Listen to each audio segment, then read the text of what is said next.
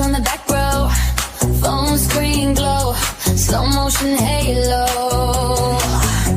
You say hit that follow. Next thing, we're flying over cargo.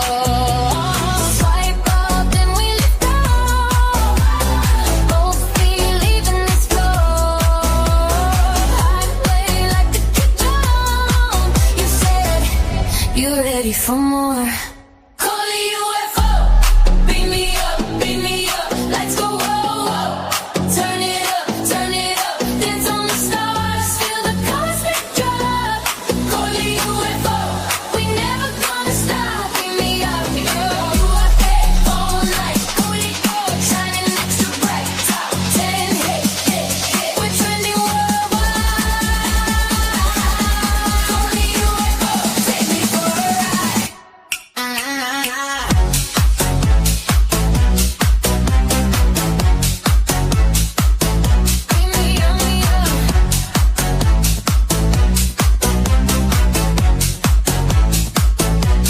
Hands up in the main room, neon dust on my white shoes.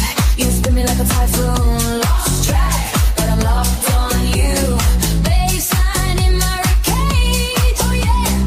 Time warp when you say my name. You smile, then we time lapse. Two hearts in a hyperdrive lane. Coley UFO, beam me up, lights go whoa, whoa.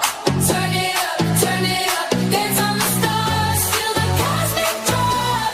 Coley UFO, we never gonna stop. Beam me up, eyes all night. Coley shining extra bright, top 10 hit.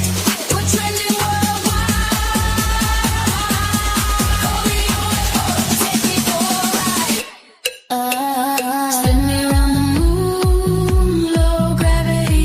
Every little move, new galaxy. Closer, you're my supernova. Countdown, 3, 2, I disappear with you.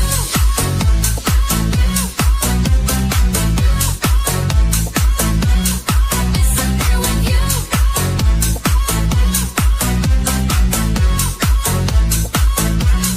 Coley UFO, beam me up, lights go whoa, whoa. Turn it up, dance on the stars, feel the hype and drive. Coley UFO, we're never gonna stop. Beam me up.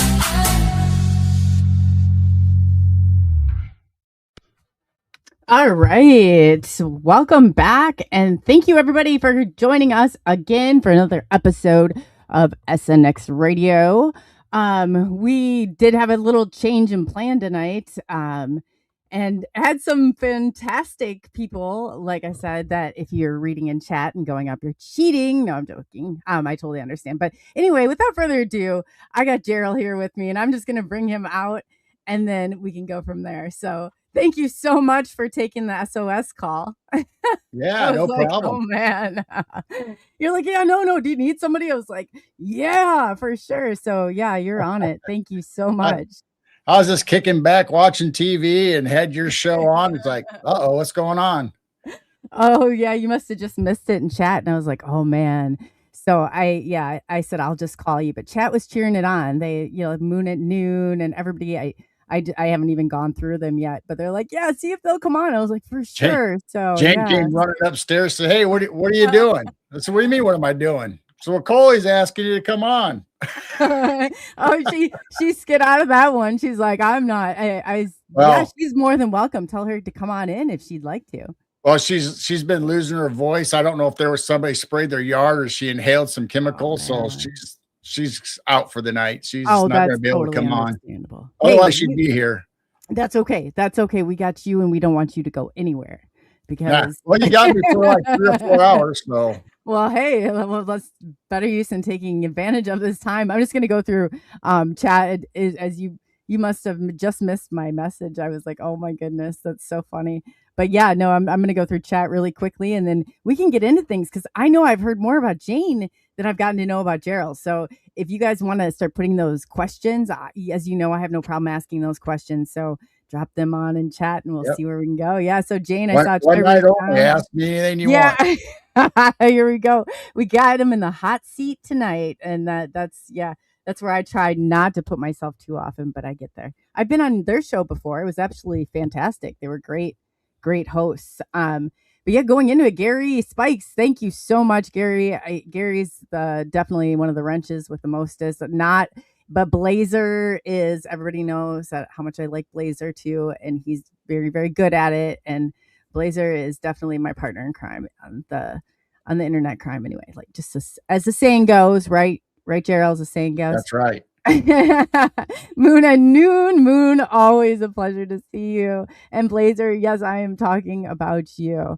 Definitely, for sure. You're one of the real people out there. Gary, you are too, and I appreciate that. So Diane, nice to see you. Diane, we got Diane, and I know I saw more in here. I don't want to miss anybody.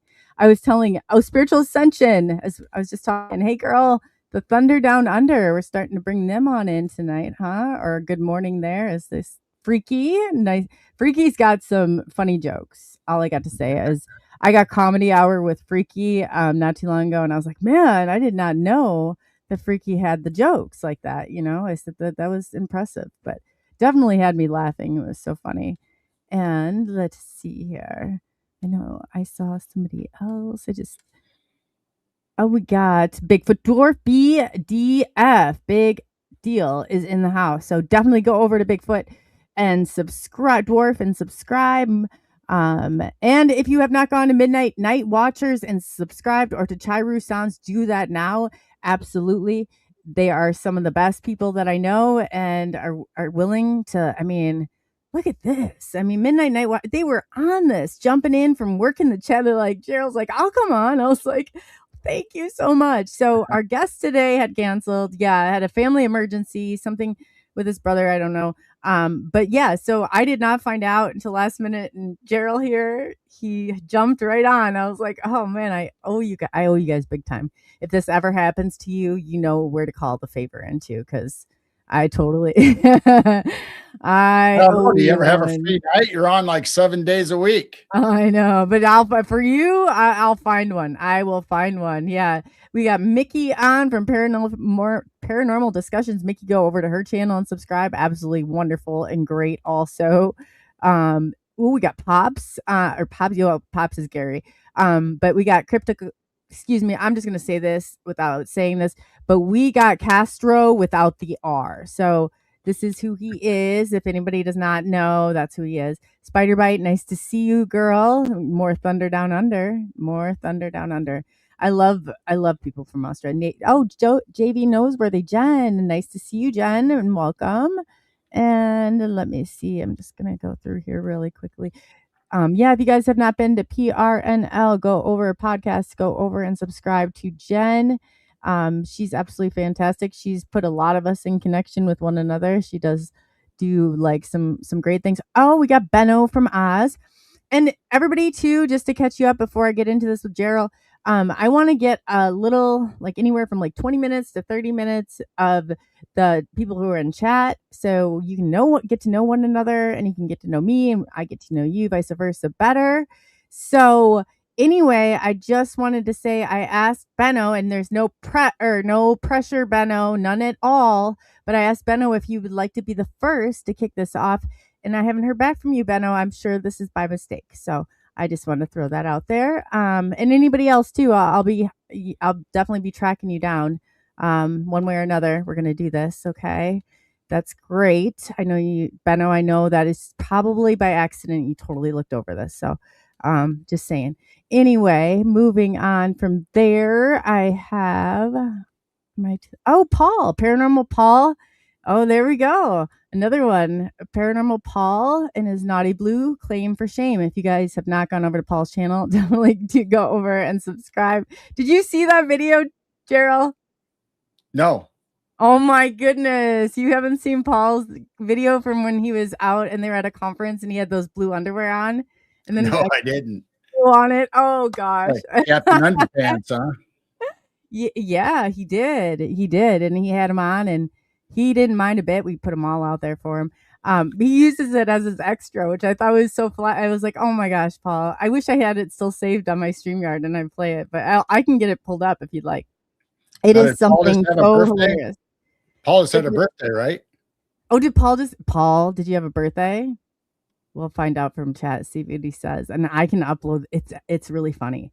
Kurt W75, always great to see you. Oh my gosh, Kurt, so much a part of this too. So I think that I have everyone from there. If I did not, I definitely will make it up to you. I promise. Oh, Daryl. Hey, Daryl Stanley. Oh, see, I hate this. I don't want anybody to feel left out because I truly, this is like my favorite part of doing this. I remember, BMR's in the house. BMR, you missed your call. But yeah, nope, Geryl got it. So Geryl's up here. So anyway, Geryl, I'm so looking forward to, Benno's super chat. He's so funny. The thunder down under, but I got through everybody except for PNW Rush. And I want to thank you and welcome you also. And without further ado, I'd love to bring my very brave last minute request, was willing to do anything to get here. Geryl from Midnight Night Watchers came and saved the day. Otherwise, you'd be stuck here with me rambling about. That might be a fun to watch you go off the edges and off the trail. Oh boy, I'd have you going like 300 different directions, and you'd wonder how you got there every time. Oh, I tell you, but welcome to this side of SNX. I've been over on your show, and I want to say that you guys really treated me so well when I was there. I was probably, I think I wasn't even starting this show yet. It was kind of when I was new to Facebook. Yeah. And yeah, you and Jane were so nice. You welcomed me on. I came on your show and I was like, oh man, these are great people. And ever since then, always, I had a bond with you guys. Yeah. Most times we just bring guests on just to hang out and chat, just like we're sitting across the kitchen table from one another. And a lot of times we just give up the show and just let the guests, whatever they want to talk about, and we'll go with it. You guys do. You're so nice. It's like I said, that Midwest right there. That's like that's how we welcome one another here in the Midwest. It's like that welcoming is what it felt like. Yep. And yeah, I know that the Southern hospitality, I love them too. I really do. But there's nothing like a Midwest, hey, kick back, relax, and let that's just the way we roll. It's awesome. I love that. So go on. What got you interested in all of this? Let's go like way back in the days of Geryl. How in the world did you guys find yourselves here today? Oh man, that's a loaded question, isn't it? It is loaded. Well, I experienced some things when I was a kid. The first thing was we just built mom and dad's house. Dad was a carpenter and worked with the guy that built houses forever in our small little community. So he got his training through him. So dad started building his houses. So we're living in the basement of our new house, and I'm in a crib. And I remember my arm slipping through the rails, just kind of dangling there. Then all of a sudden something grabbed it. And I remember leaning over and looking through the rails, the slits of the rails. And there was a little tiny person that was dressed like a jester. I mean, he had the bells on his little hat and the stripes and the little cuffs around his collar and his wrists, and didn't say anything. We just stared at each other. I didn't feel afraid or anything. But then all of a sudden, it's like, I don't know if I woke up fully or what, but then all of a sudden I started crying. And mom came in and got me and picked me up. And that was the last of the story. But I don't know why I had a little jester holding my hand. That's interesting. Do you know why that's interesting? Is when I had UFO stuff, there's one piece I cannot put the pieces together, and I describe it as what looks like a joker, a jester, like a fool's card maybe, but it's that same thing that you're saying you saw. Yeah, but this is like a little tiny, but in full costume, full. Yeah, I mean, just like you would see, like you said, on the Joker's card, or in like you'd see in King Arthur's Knight, or the jester that they have in the courtrooms. That's exactly what it was like. That's exactly, and it was an answer to a question. But a lot of people know that telepathically, like communicating, it's not necessarily just words. You get pictures too, and that's a picture that came to me. So when you said that, I was wondering, did you ever find out what the meaning was behind that, or no? No, a lot of people, including Jane, say maybe a scream memory, or I don't know. But like I said, I didn't feel frightened at first. He was just holding my hand. He wasn't mean. He wasn't menacing. Didn't have sharp teeth growling at me or anything. He was just a little cute jester. And I never even thought about it till later on. And it all of a sudden that memory came back to me. And it's like, oh, wow. That's interesting. I'm like caught up. I wonder what significance that the jester or the joker has to anything beyond the veil. I'm curious now. You sparked my curiosity.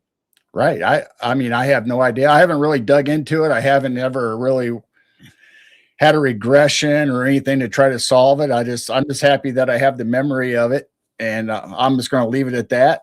It's going to be a mystery, I guess. No, we're solving this. We're solving this. Yeah, right. We got to solve this. There's 2 of us now that have had this happen around some sort of high strangeness. So now I know we have to solve it. I always thought it was crazy even to say. When I would say it, I said, I don't know what this even is to anything. I can't even remember what question I was asking, but just the fact that there's a jester or I didn't know what it was. I didn't know for sure if it was a fool. And I was like, so I'm a fool now, running. I don't know. I have no clue what it means, but we got to find out now. I'm going to put on a list of things to do. I mean, if it was something that took a different identity just so I'd be comfortable, you'd think it would have been a soft teddy bear since I was a little kid, a teddy bear or a dog even, or a cat or something. But no, a little jester. I have no idea why.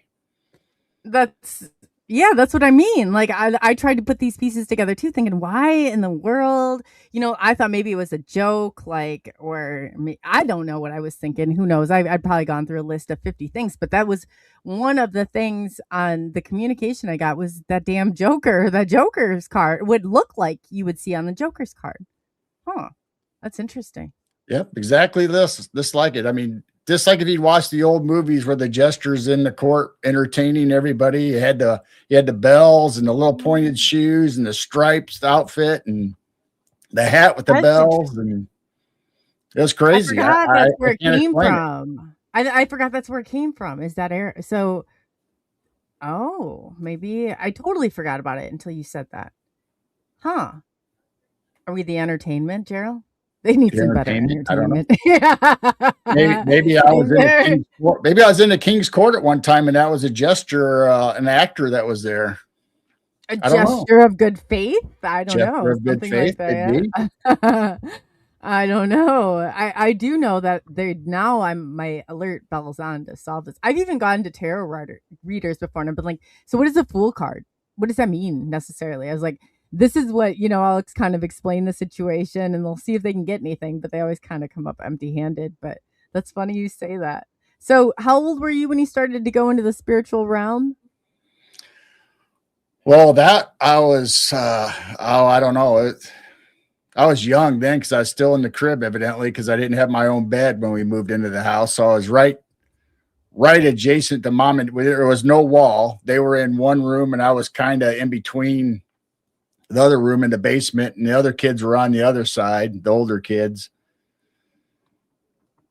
Wow. You guys live out of the country or out in the country area, or it was a small town. Yeah. The town I live in now, a small farming community. That's where I'm at too. I like the small areas. Everybody knows one another. You guys seem like those kind of people. Just the real welcoming, it's like neighbors are far enough away. They're not creeping over your fence or anything like that. Yep. Yeah, you guys, that's great. I like Midwest people are some of the best people I know. We're fun. I know that. Yeah, you guys aren't that. Yeah, you're not that far from me. So, I mean, now on your channel, you got so much. You guys do interviews with great guests. You have the Kurt said before he loves the night watching that you guys have going to streaming, which is very cool. Yeah, we got our 24/7 stream always on. Jane takes care of that. She loves watching. She's like a security guard down by her computer. She's got like all the monitors with all the cameras on them. She switches them back and forth, whatever's going on. And there's always a night view of the sky up. So you can always see orbs or something moving in the sky. And we have a lot of people that always email us or messages because it's a live chat also to go along with those videos. So a lot of people say, hey, check that out or go back to this so-and-so time mark. And what was that? Sometimes it's just a spider crawling down in front of a lens but there are orbs and skyfish and rods that show up. And so far, no cryptids of the corn or children of the corn yet, but we're waiting. Do you get anything? So you're right at the edge of cornfields is what you're saying. Yeah, we got a big, okay, me too. 60 to 80 acres behind us is all nothing but fields. And you can go see all the way almost to the Illinois River, which is just a few miles away from us. Oh, wow. Do you ever see any sort of cryptid activity with the cornfields? No, that's what I said. We haven't caught it yet unless it's been on the tape, because we got hours and hours of this recording because our cameras go 24/7, whether it's live or not. So that's sitting there recording, and it takes forever to go through this footage unless somebody's just happens to be on and spots it, or Jane happens to spot it. Then we capture it and then put it out as a video on our channel. But there could be one that's on there that we haven't noticed yet. Who knows? He might have came up and waved to the camera and we just weren't awake, or no one was on watching for us. Do you think that they've ever made a noise? Have you ever heard anything other than the paranormal out there? Maybe like a clicking noise or something you think that might be defending those fields or more Native American from?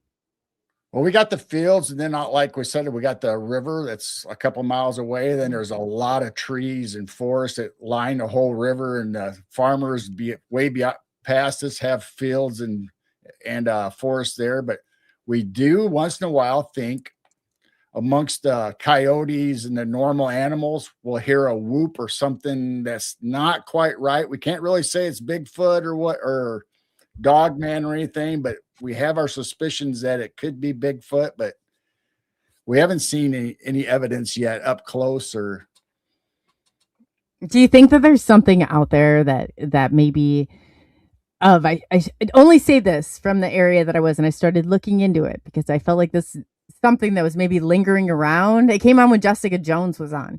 That was lingering around was not necessarily paranormal nor ET related. It just seemed very odd. The noises that were made, the types of abilities on knocking over a dresser and just a drawer, just the dresser frame remaining in the middle of the night, not a single drawer. I mean, that was alarming, like stuff like that, where it was pretty intense.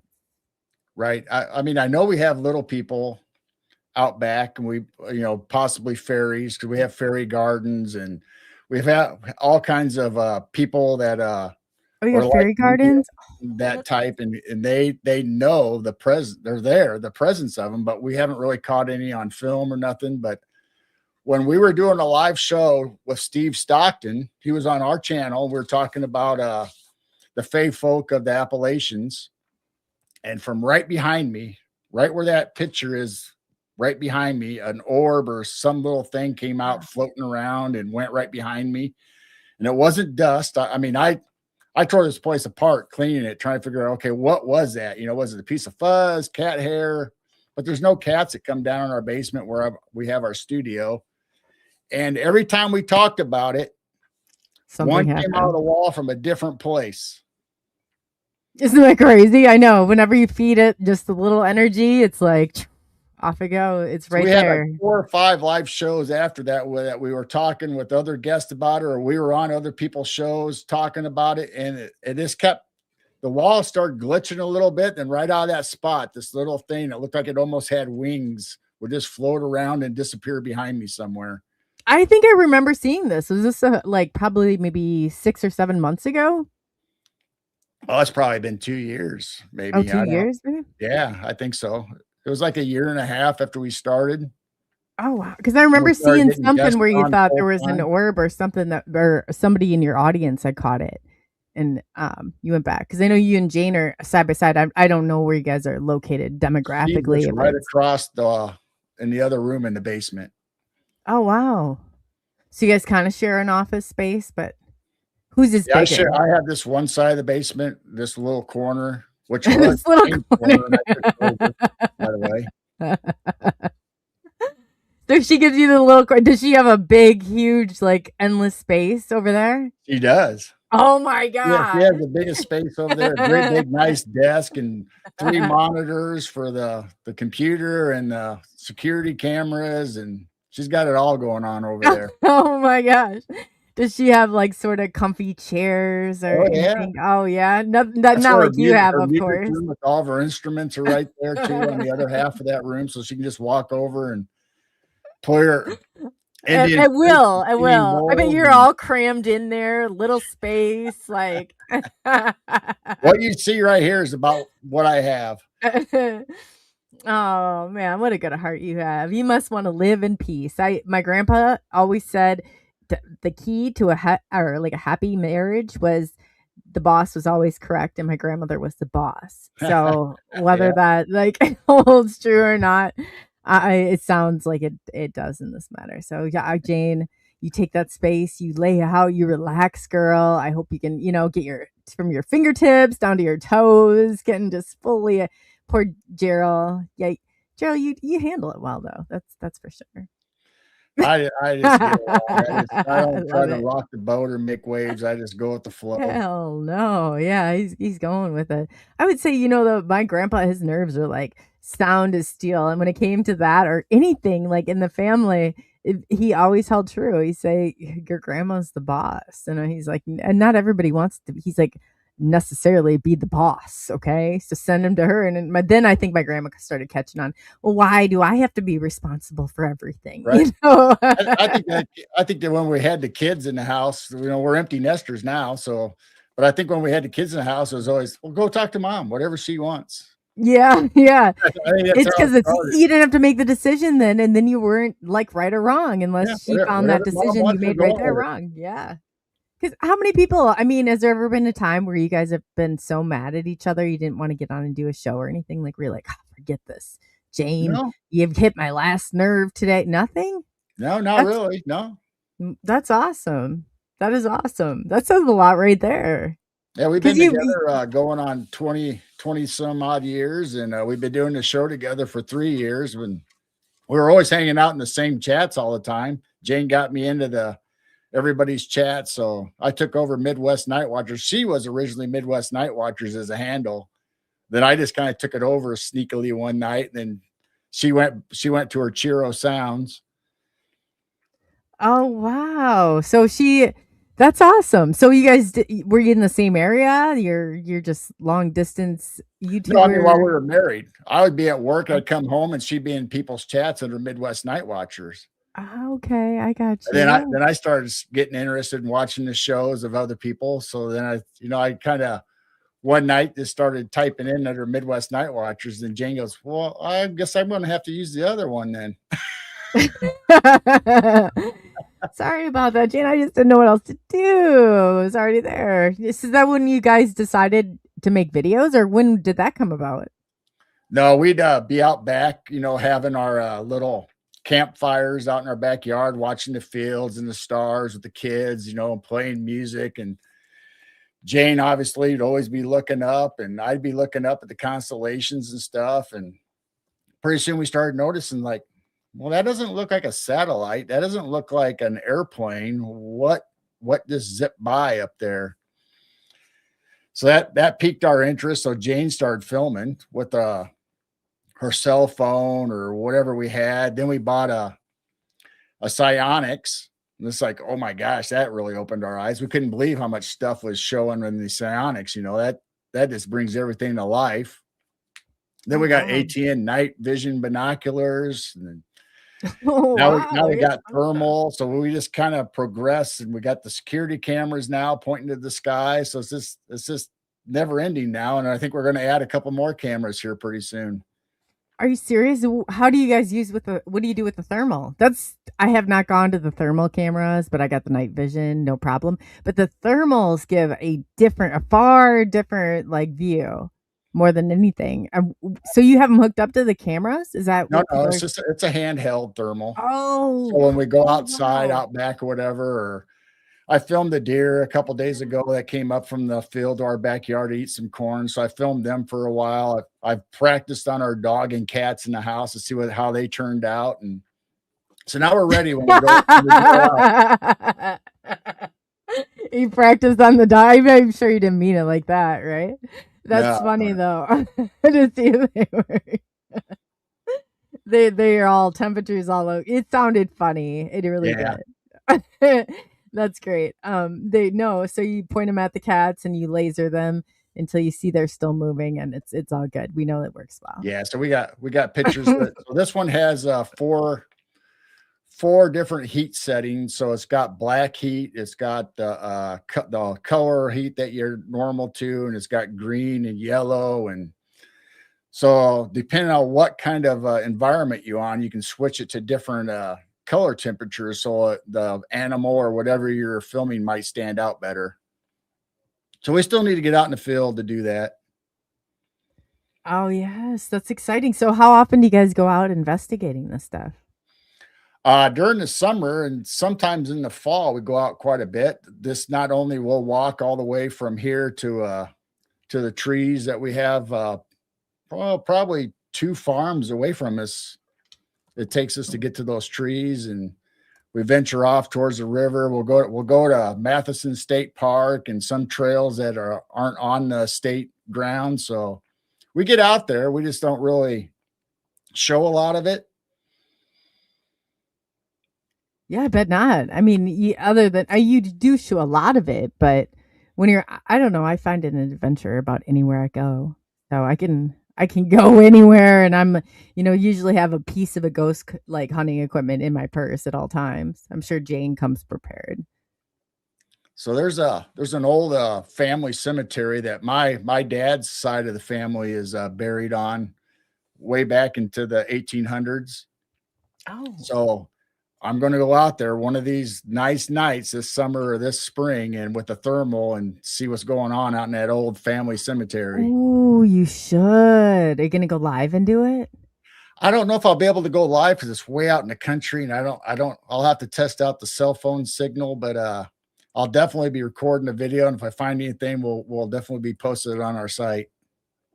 Kurt W75 wants to know, does Geryl have a lot of light pollution where he is? Property is his cameras always pick up a lot of animals. Never seen how it was viewed from the sky. Our neighbors are kind. There's no backlights. There's 2 neighbors on either side of us, but they're older, so they don't really have any lights out back, and we didn't add any lights out back, so it's all whatever the security camera picks up. So it's basically moonlight and starlight lit up in the backyard. That's it. Oh, yeah, no, that you guys do. I'm like, it's always awesome to look on there and see what's going on. I'm like, I always figure if crazy weather, I don't need to go look outside. If we're probably having it, you are too.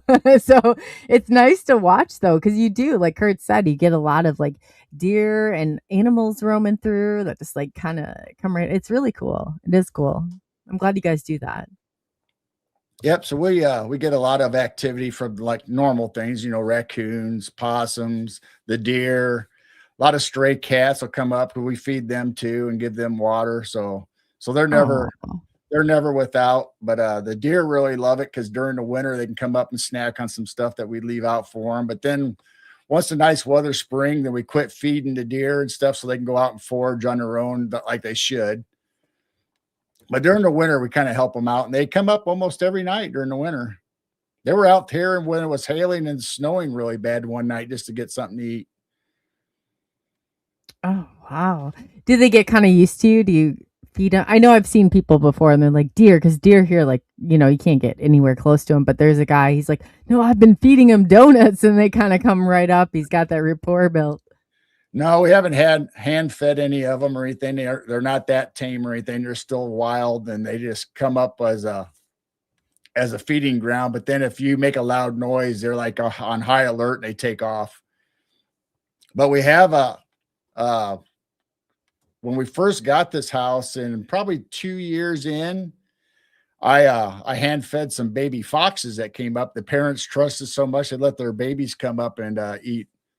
I was just sitting out there for hours, just waiting to see if anything would show up. And here comes the baby foxes running up. So I hand fed them. Oh, wow. What were they like? They're hissing or growling or anything? They were cute. They were just frolicking. I mean, this is like midnight, it's dark out late at night, and it's just me sitting underneath this a little tiny light, just kind of illuminating the area a little bit. And they came rolling up, and they were kind of skittish at first, but then once I started feeding them or they got food on my hand, it's like, nope, game on. They were like, hey, let's go.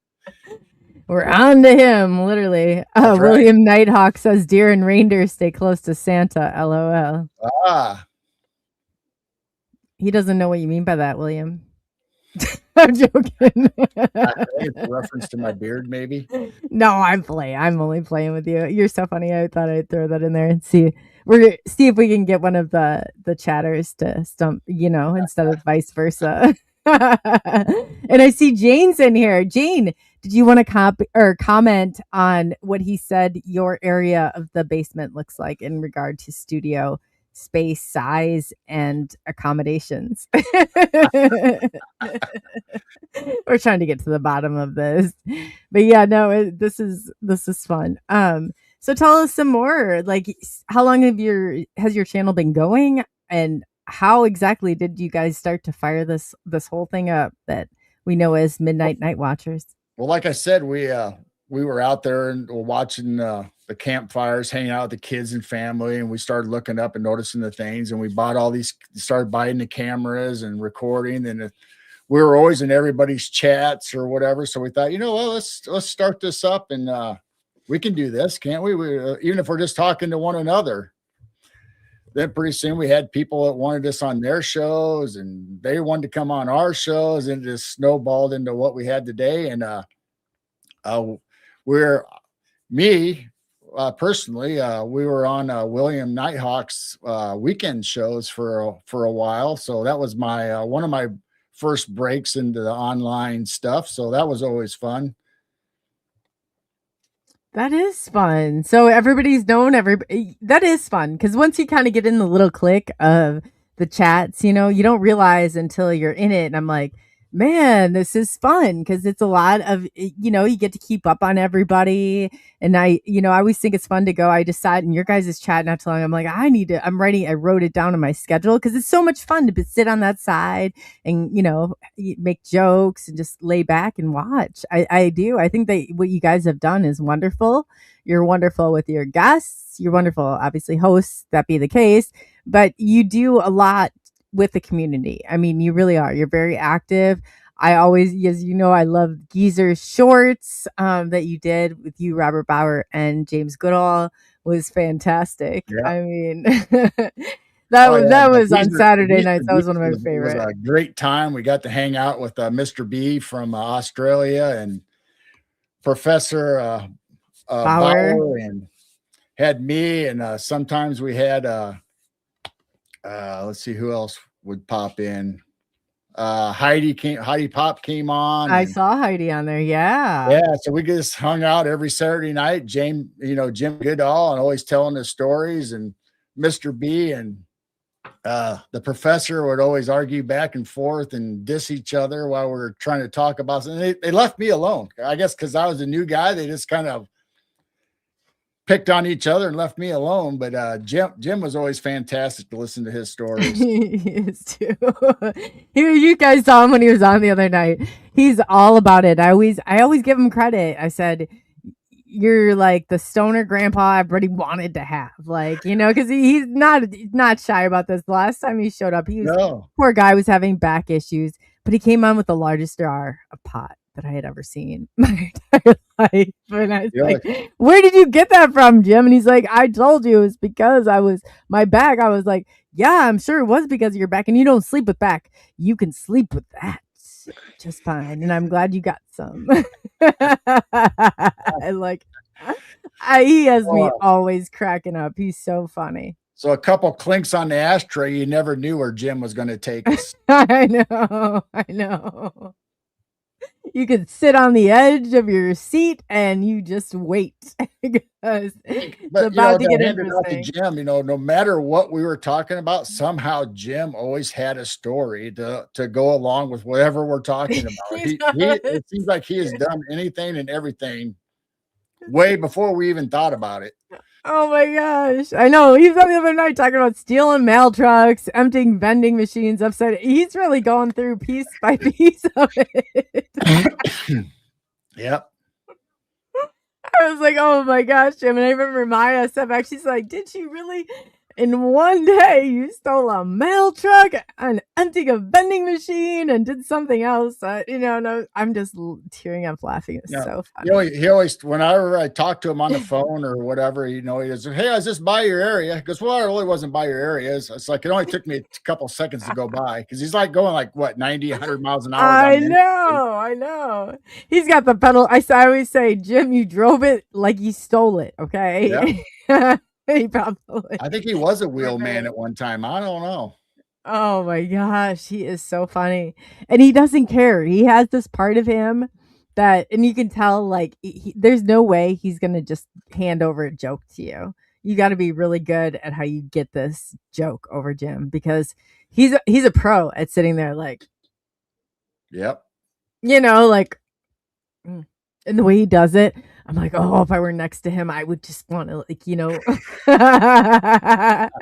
does not let you have it, not even for a second. I'm like, come on, Jim, that's a little funny, right? I guess so. And then he moves on. I'm like, okay, Jim, thanks for giving me that little joke you did not. Yeah, it's crazy. He's fun. We spent a lot of time on the phone behind the scenes talking about stuff, and he was gracious enough to autograph and send me his Skunk Works book. So I got that up on the shelf. That's always nice. Most times when we have a guest or a friend, they'll send us a book or whatever that they have authored. Or I know, isn't that awesome? That is awesome. Can you hear me? Yep. Oh, I thought I lost you for a second. No, but that is awesome because you get to know so many different people. I guess in looking back, if you don't even have to give it a name, what do you think is your most memorable interview you've ever done? Oh, man. That's hard. We've had so many people that we just love and adore on. And I know you guys do. What do you think one, like the stories that hit close to your heart that you would say is like the most outstanding one you've had? Let's see. I don't know. I might have to get back to you. Let me think about that in the back of my head as we're talking. What is the worst moment you've ever been on camera? The worst moment? I can tell you mine. I don't know. I mean, did you have anyone take you to the bathroom with them before? Because I did. No. No, never had that. Oh, goodness. Have you ever had anyone go like completely? I'll tell you what one of the most awkward moments is when a castle dude, Neil, used to hang around in Wales. I have a story. Yeah. We're night owls. I don't get up early in the morning, but to accommodate him, he said, hey, let's do a live show and I'll go to this big castle over here in Wales. I said, all right. So I got up super early. I'm tired. He gets there, his phone's not working very well. So partway through the interview, and we're broadcasting this live on our channel, just so he can get out there. And all of a sudden he's gone. I bet I spent an hour waiting for him to try to reconnect. And I'm sitting here talking to the channel, the chat about castles and stuff. Which I don't have a lot of information on the castle that he was from. So I started looking it up online. So it's like, this is like a train wreck, but it ended up being a really good show. And then Neil popped in at the very end, and I made him take one of mine down that I did. I did a show with him because he was calling Laura Eisenhower a reptilian. And I was like, you know what? He was mad at me about it. And there, among several others, believe this or not, was so mad. And I said, you know what? Laura Eisenhower is coming on the show. If she's a reptilian, then we want to hear more about her, which she's not, because she verified her birth certificate and everything else. I said, we can do that. But you're taking the video I did with you down. I said, clearly you have something going on upstairs and it's not right. So that's how I left it with him. I had refused to even have the interview up. He totally berserko and crazy. As soon as you mentioned the name Laura Eisenhower, they're like, what? It's like, God. It's very polar with talking about her. I mean, we've wanted to have her on the show and stuff, and we love watching her talk about all this stuff, but it always divides the audience. A lot of people either don't like her or they love her. Yeah, I know. I had no idea all that was out there. And until, like I said, until X had posted my MRIs over there claiming I had a reptilian in my brain, I probably would have stopped and maybe taken it a little bit more serious. But after that, I was like, come on, another one. Why are we doing this again? But for some people, they seem to flare up just by their name. Right. I mean, just like celebrities, you know, everybody always says, well, I think they're a reptilian. I mean, we don't know. I mean, they possibly could be. I don't know. Right. I'm not just assuming it though, but I mean, maybe if their eyes flicker and go sideways, I might kind of wonder, okay, well, what's going on with this person? Oh yeah. Yeah, I'm sure it makes you wonder a little bit from time to time on what goes on with certain people.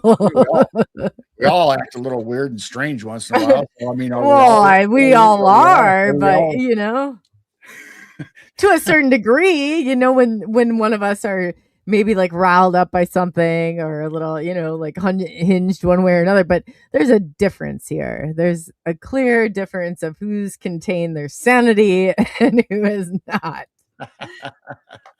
Oh gosh, is it not though? I mean, some people. Oh, I tell you. Well, it's you know, in this day and age, it seems like everybody's just always on the edge. We're just waiting for a chance to go off. I mean, and that's too bad. I mean, it's too bad we can't give each other a little grace and hang out. And I don't care what your opinion is. Let's talk about it. I might not agree with you, but let's just talk about it. I mean, that's how I was raised. My dad was in the city council. He was always involved in city government, and he would have people of the opposite agenda sitting at our kitchen table having coffee and coffee cake, just talking, and they didn't agree with each other, but they didn't get mad. They didn't throw each other under the bus. They just say, okay, well, I guess we're not going to get this done. And they would agree on some points, and other points they'd never come to a agreement on, but they didn't dislike each other. And that's how we were raised in our household. So I don't know. I tend to give people grace, even if they go off the edge and say something really crazy that I have no idea what they're talking about. It's like, all right, let's go with it. Let's see where this goes. You're brave. You are brave. You really are. I mean, I've had some moments. I don't know. I wanted to crawl under my desk and hit end stream quicker than I could even imagine. You're brave. I don't know. I just like hanging out, talking to people. I guess I don't really care what spectrum or what your point of view is. Let's talk about it. Let's broad spectrum, right? No, but that's good though. We need more people like that. We do, because I get to a point I'm like, okay, well, if it's that far, I just can't. Here's me. I can't do it. I can't do another conversation of this. That, you know, it's like, but you're. That's the way that people should be, Geryl. More like you, where you're like, no, I'm willing to have a conversation. Come sit down. That's that Midwestern hospitality, you know, coming out in you, and I think that's great. I grew up, I didn't grow up, but in my adulthood, you know, when I was out listening to this stuff, you know, I was working late at night, and Art Bell would always come on radio on my way home. So I got to spend an hour or more listening to Art Bell. And then I tuned it in once I got in the house. And that's the way he was. He goes, you know, somebody says they have a Sasquatch in the freezer down the basement. Well, let's talk about it. I don't know if I believe it, but let's talk about it. What do you got? Right. Like, how are you going to get to the bottom of it if you can't even talk about it? You know, you just say you're crazy, you're nuts, and let's move on to the next call or whatever. You're not going to have any fun. Let's dig into it and see what kind of evidence they say they have, and describe it to me. What's going? How'd you find it? Well, how'd you get it in your basement? You can tell a lot, can you not? I said I've had people on before, and I can tell a lot by their body language, by their tone, by how they're answering questions, by how they're, you know, you can tell that person they're interviewing, that guest, has a lineup of things that they have going on prior to even going into that interview, you know? And that's what's fun about our show and a lot of other shows. And we don't have any pre-written questions or any kind of stuff. We just go with the flow. If you mention something, okay, let's talk about it. What's going on with that? Yeah. I don't either, because I wanted to be authentic and I wanted to be genuine. I wanted, all those things, because in those moments are the best. I firmly believe those best moments come out. And I try and leave the therapist behind, because nobody wants to feel like you're psychoanalyzing them. And that in the beginning, that was honestly a concern of guests. They'd be like, what are you doing? And I'm like, no, I'm not doing that. Okay. My brain might be trying to go there, but I'm not going to do that. I'm staying in an authentic and genuine conversation between you and I. Right. And that's where you find out so much. There really is. And eventually, if there's a subject or it comes up that they're real short, real quick about the answers, like, all right, I'm not going to beat a dead horse. I really want to know, but I'm not going to press the issue, because that is side rails the whole conversation. Once they get uncomfortable and you start hammering them with the same thing about, okay, let's talk about this. Let's talk about this. Let's talk about this. What about the guy that had the alien head in his freezer? Yeah. What about him? Hey, bring it out and show it to me. Right. And there was a lot of diversity over that one. And I just wanted to let people know I did find him living absolutely fine in Texas. And he's coming out with a documentary. And those videos and pictures he claimed that were all thrown away, they're going to all end up in that documentary also. So, yeah. I mean, that's another polarizing subject. That one's been, from the day it came out, people have either agreed with it or said it's a big hoax. So, I mean, there's no winning situation other than to try to stay the middle road and talk about it. But sometimes it's hard to do that. I just assumed the guy would have brought the head out and we had a conversation with him all night. Then you could do something with it. But you can't tell me 30 years ago and have a doctorate level in psychology of some sort that you're actually working in a hospital and you know where the surgery room is, and you can't use one psychological term to go back 30 years because that dog, I had a dog that was so close to my heart, Geryl, like the Sophia. I called her Princess Sophia. I mean, this dog was so close, and she had been alive so many years, and I'm telling you, it got to a point where I can now go back and she hasn't been even dead and gone 10 years. And I can psychologically tell you that I was under distress, that this was, this and this and this was going on. Like, I can go into that. And I just asked him for one and he couldn't do that. And then he's telling me about this video footage. So my conclusion was, after watching this forbidden, unseen video footage where he pointed out the areas in the hospital, he probably most likely was protected under HEPA and he was a patient in that hospital. You know what I'm saying? Like, at some point you start to see this all come to play and all go full circle. It's like, if we've learned nothing else from murder mystery movies on TV, that sometimes the patients become the doctors and pose. Right? And this is like, everybody's saying, well, why does he know the interior of this hospital? Why can he point out where this is, regardless of the signs of the area? I was like, he was only within an hour from there. I'm sure that's a major medical health center that provided this type of in-care treatment to him. I would put money on it, and you won't find any paper trails because it's a perfect crime. There's none in the HEPA world unless this goes to court and judge deems it necessarily to pull these records to cite. They will only be seen between him and his therapist. That's the end of the day. That's the way it's written. Yeah. Oh, yeah. I tell you. I don't know. That was I think he did a really good job on the show. I think it was tendency it was going to be a train wreck. I mean, I know. But I think it was entertaining. I mean, I was on the seat. I was on the edge of my seat. It was like, oh, where's this going to go? I wasn't sure. I know. I didn't know where it was going to go either. I was like, oh God, at one point I had my headset off and I'm like, I'm having a frustrating day when that happens. And then it's lovely that the chat, it's like they know you so well and you don't realize how well they watch, in all your interactions with people where they see what's kind of coming and you might not even realize it. It's like, Oh yeah. Have you ever had to cut a show for anybody? What's that?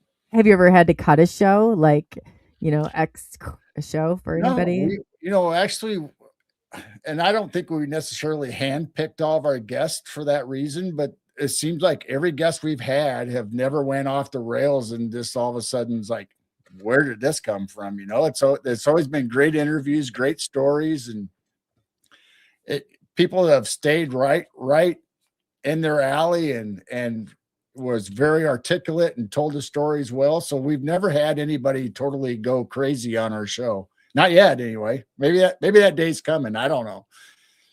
Maybe it'll be me. I have no idea. Oh, I've often thought it could be me myself also. Who better yet? I did have one. They're going nuts. Your guest is sitting there like, what is all this? Nice and like, yeah, what did I get myself into? Well, did you not read the description? Did you not do your research? No, I'm joking. But there's those days. I tell you, I think I've had like one. I don't know. I'd have to say, how about being a guest on other people's shows? I one time I went on a huge tangent. I probably shouldn't have, but other than that, I'm usually well behaved. Have you gotten yourself into trouble? I enjoy your interviews. I think you handle it very well, and your guests are usually always right on point.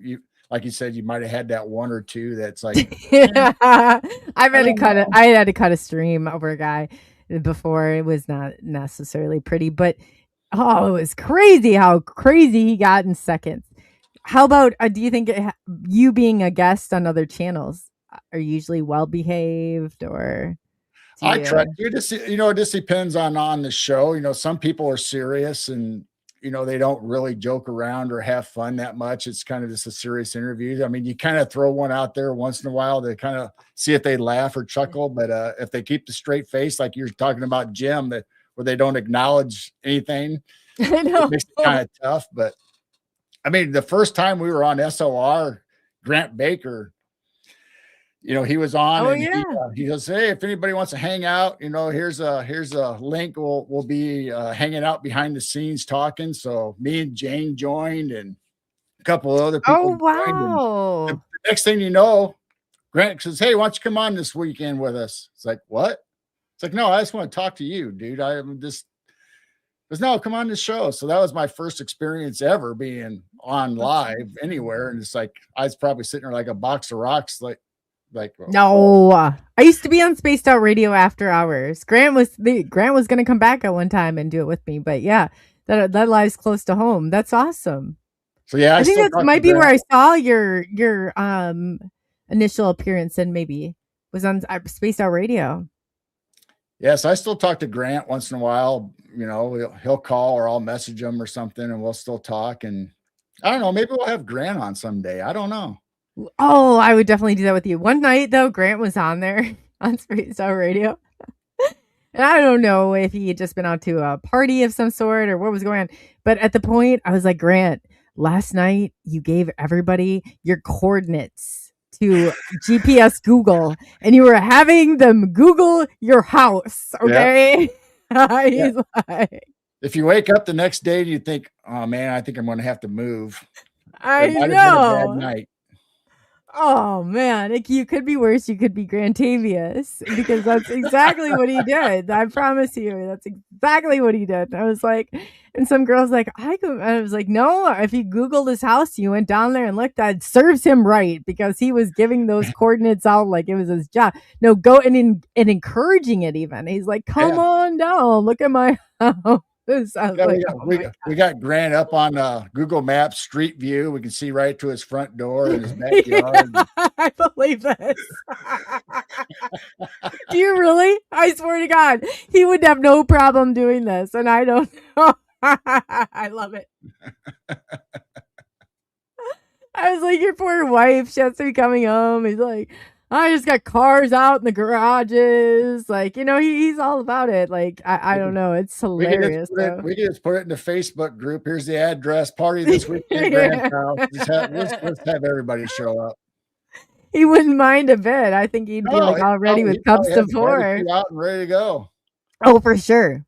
For sure. And I've seen him invite people, and I'm like, Grant, get up there. I'm like, do you know them necessarily? Like, who are you inviting to your house? Like, you would do it all that's just the way he was. Oh, that was just Grant. That was so funny. Yep. Oh man, he's a great guy. He really is. He really is. He's funny, that's for sure, to say the least. I mean, funny, reckless. I don't know all the above. Yeah, I don't know. You gotta love him. You gotta love him. Stupid or brave, it makes a great show. It does too.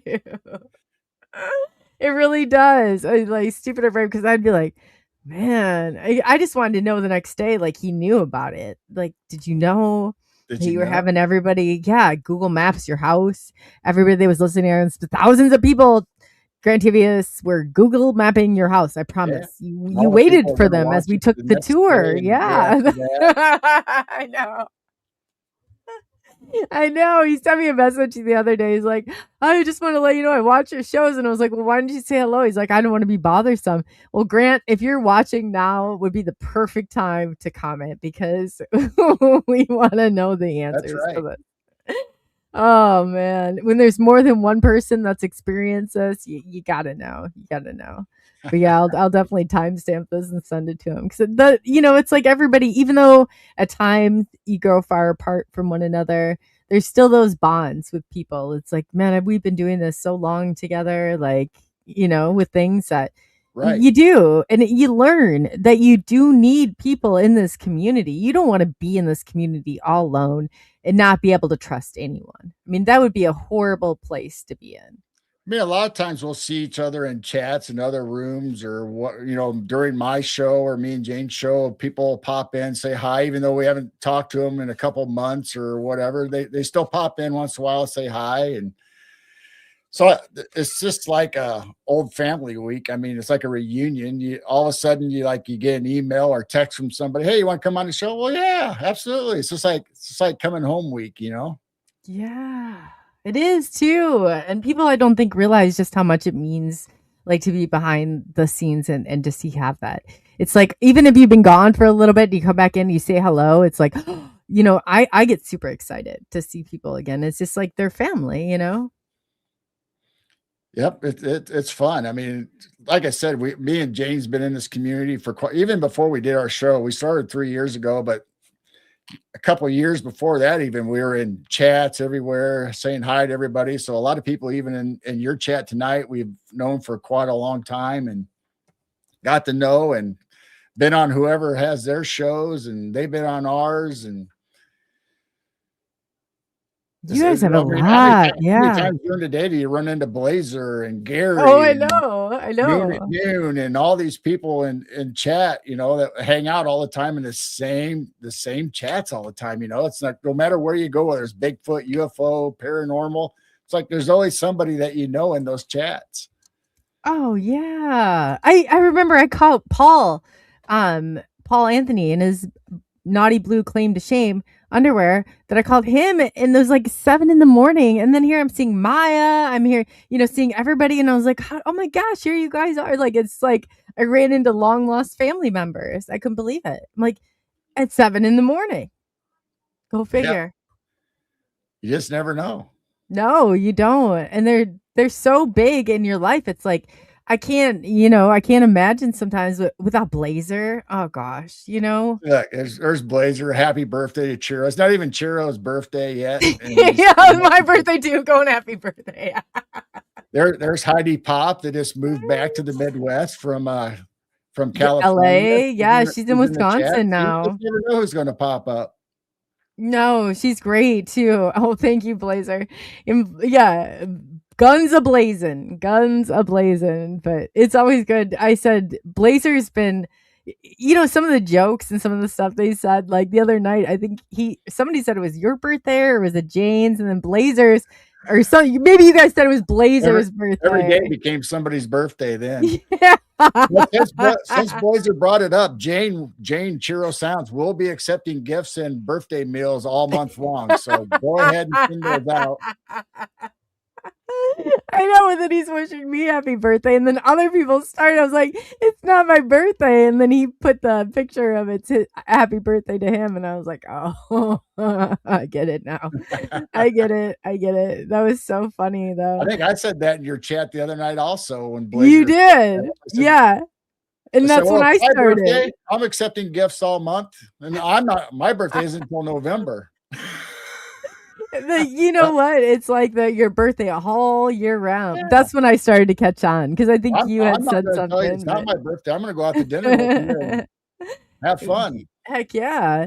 So all unbirthday and birthday gifts welcome, Geryl says. That's right. All unbirthday and birthday gifts welcome. There's no, just it's because it's that day doesn't mean you don't have to stop celebrating us, right? No.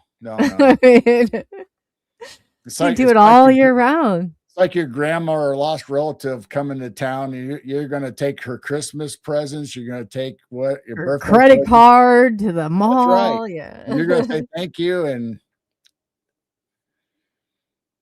run. Have fun in a moment. Yeah. And don't come back around the time the bill will be mailed. See you next year.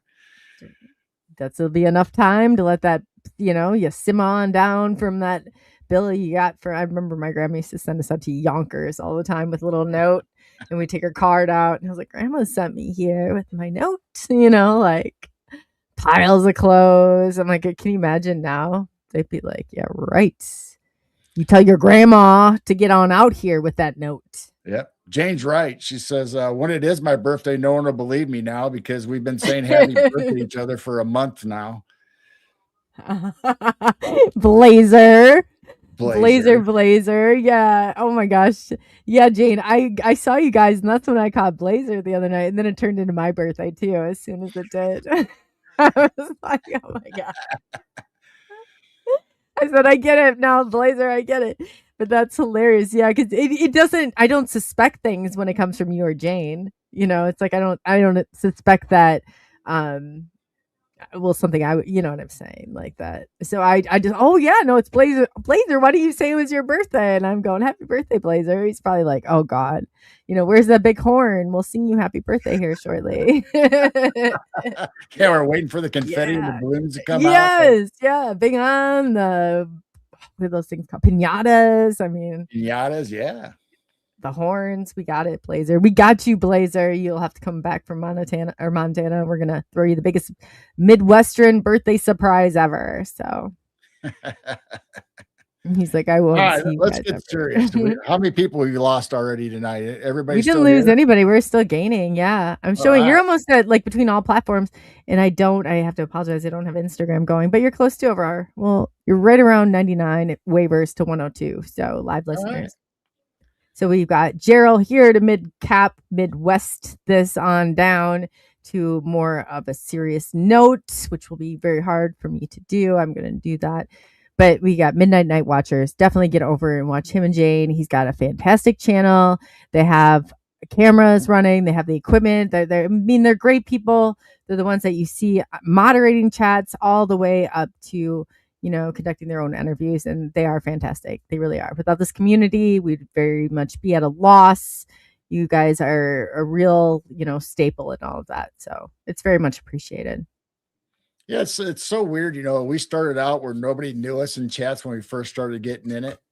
And now it's like everybody knows us and thinks that we're like the go-to, always in everybody's chat, always modding, it's just like Gary. It's like, if you don't show the podfather of them. I know if you don't show up, everybody's wondering, well, where are they at? How come they're not here tonight? Mm-hmm. It's like, well, I don't feel good, or we went out to eat, or I don't know. I've got a life somewhere. No, but you guys are always there, and then you worry. Like, there's certain people that you worry about when they're not there, and it's like, okay, now I know that this has been like 2 shows and they're still not here. I wonder where they're at. I wonder if they're okay. Right. Like, I start to go through you do the same. So that's crazy. Yeah. And I do that too.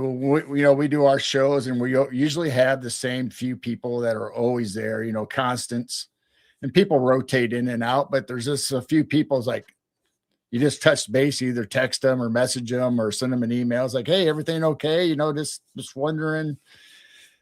And they'll say, yeah, we're okay. Or maybe they didn't feel good that night, but we always touch base with people and kind of worry. Just like you said, everybody's become friends and close, and you just kind of wonder sometimes. You do. I think that's normal. And, I had to hunt Blazer down. I finally ran into him in your guys' chat. Otherwise, I said the next was search and rescue, Blazer. The next was going to be search and rescue. We were sending the dogs out. Yeah. I mean, Gary, same way. If something would happen to Gary, I'd be like, all right, Gary, you just have to send proof of life. Just send some proof of life and I'll be okay. Because you don't I want to help you out. You know? You didn't send us an email for an excused absence. I don't understand. We do have policies.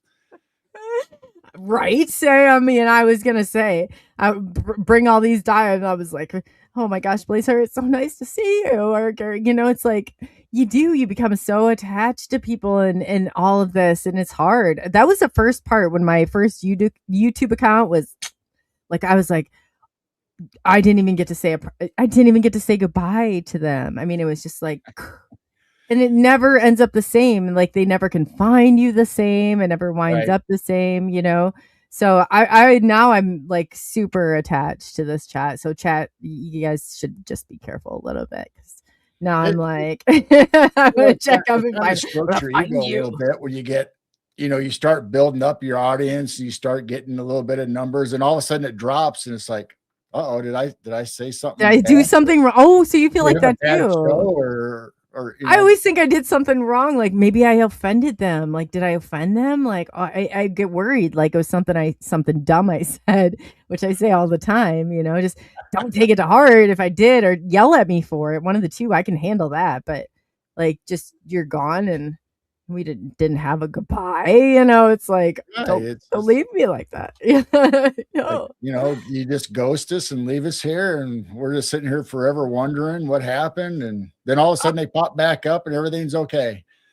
I know it's like a lost time, but I just need to know they're okay, because I feel like if it's not like I didn't severely do something to, and I would never want to do that because they're usually the funniest people. They're usually cracking jokes of their own. So that's not where we're usually going, or something really is wrong. You know, it's like, I just need to know, like, are you okay? And if you are okay, I'm going to come kick you in the shin next time I see you, but we're still good. Otherwise, you know, hopefully like there's not a bigger, so it does pull on you a bit, that emotional part of it. And I'm sure you guys are on top of everything, you know, you really do, you know. I bet you probably have the intel all together. I would come to you first for that. Yeah, we're kind of like Jim Goodall, you know. We'll come on somebody's show, even if it's just me and the guest or the host talking and nobody else shows up. We hope you guys all come along for the ride and have fun with us, and we're entertaining, or at least give you some information that you might. You guys are entertaining. Yeah, you both are entertaining. And Jane's got some killer hair going on, Geryl. You got to get that lady out on the town where you're at. Her hair is so cute. I hope that doesn't embarrass her. I said that before and I didn't read the response, but it really is. When I saw, I was like, man, she's got the cutest hair. I'd love to go to her stylist, but no, I mean, she loves it. I mean, she appreciates everybody always complimenting her, and she takes very good care of herself and her hair and her looks. And I think everybody just thinks I'm, that she's my arm candy, and all I have is a beard to offer. But you know, well, it's her thing then, if it is.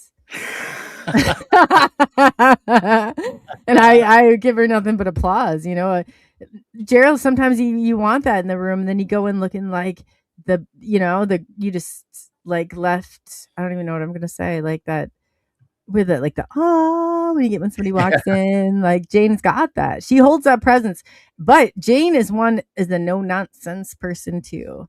And if you hadn't got that side of Jane, because she can hold. I would put money on Jane on holding her own. Mm-hmm. Yeah. She is not.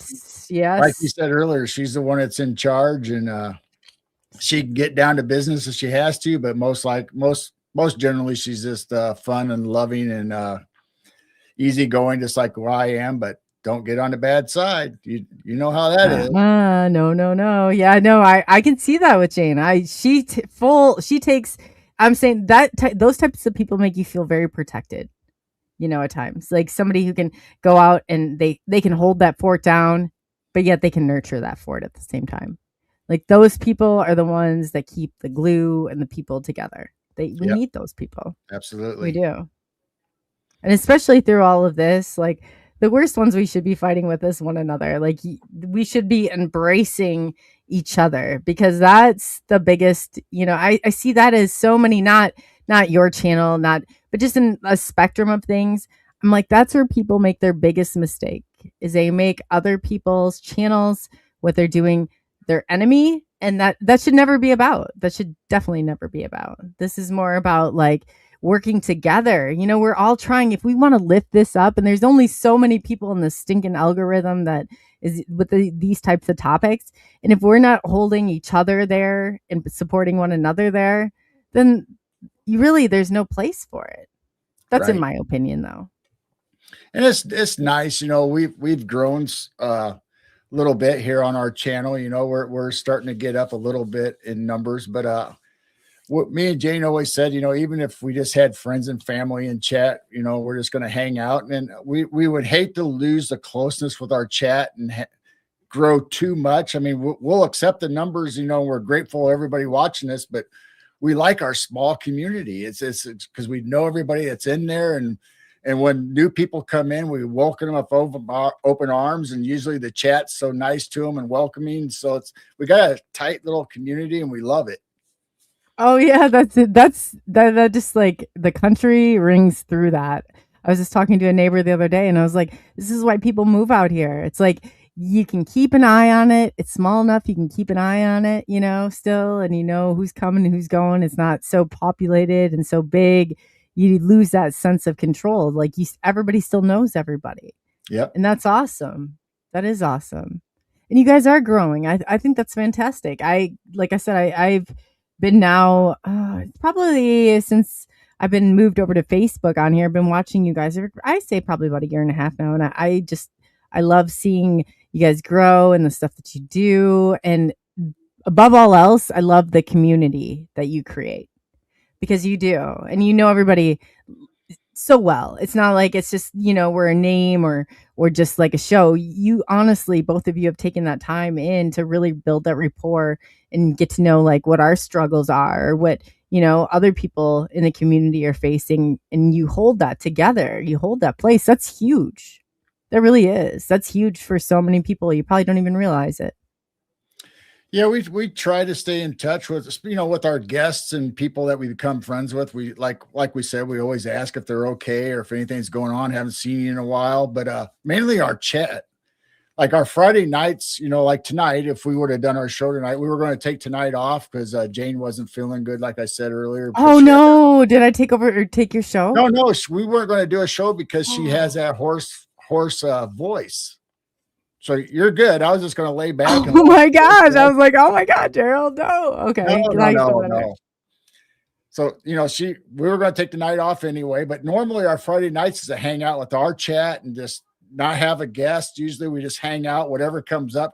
We might talk about old maps or whatever strange Ohio Bigfoot and the meteors going on. We probably should talk about that tonight even. But yeah, let's get into it.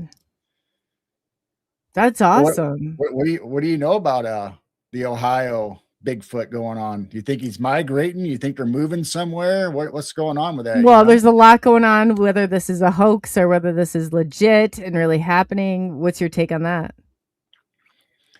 See, I think there's probably a couple of the reports that might have been iffy, you know, like the one person that said it was really close, but they couldn't see his face or his blurry or whatever. So even Bigfoot Society's kind of thrown that one out, you know, thinking, well, I don't know about that one. I can't really do anything with that. But I think out of the 8 reports so far, I think at least 6 of them are good.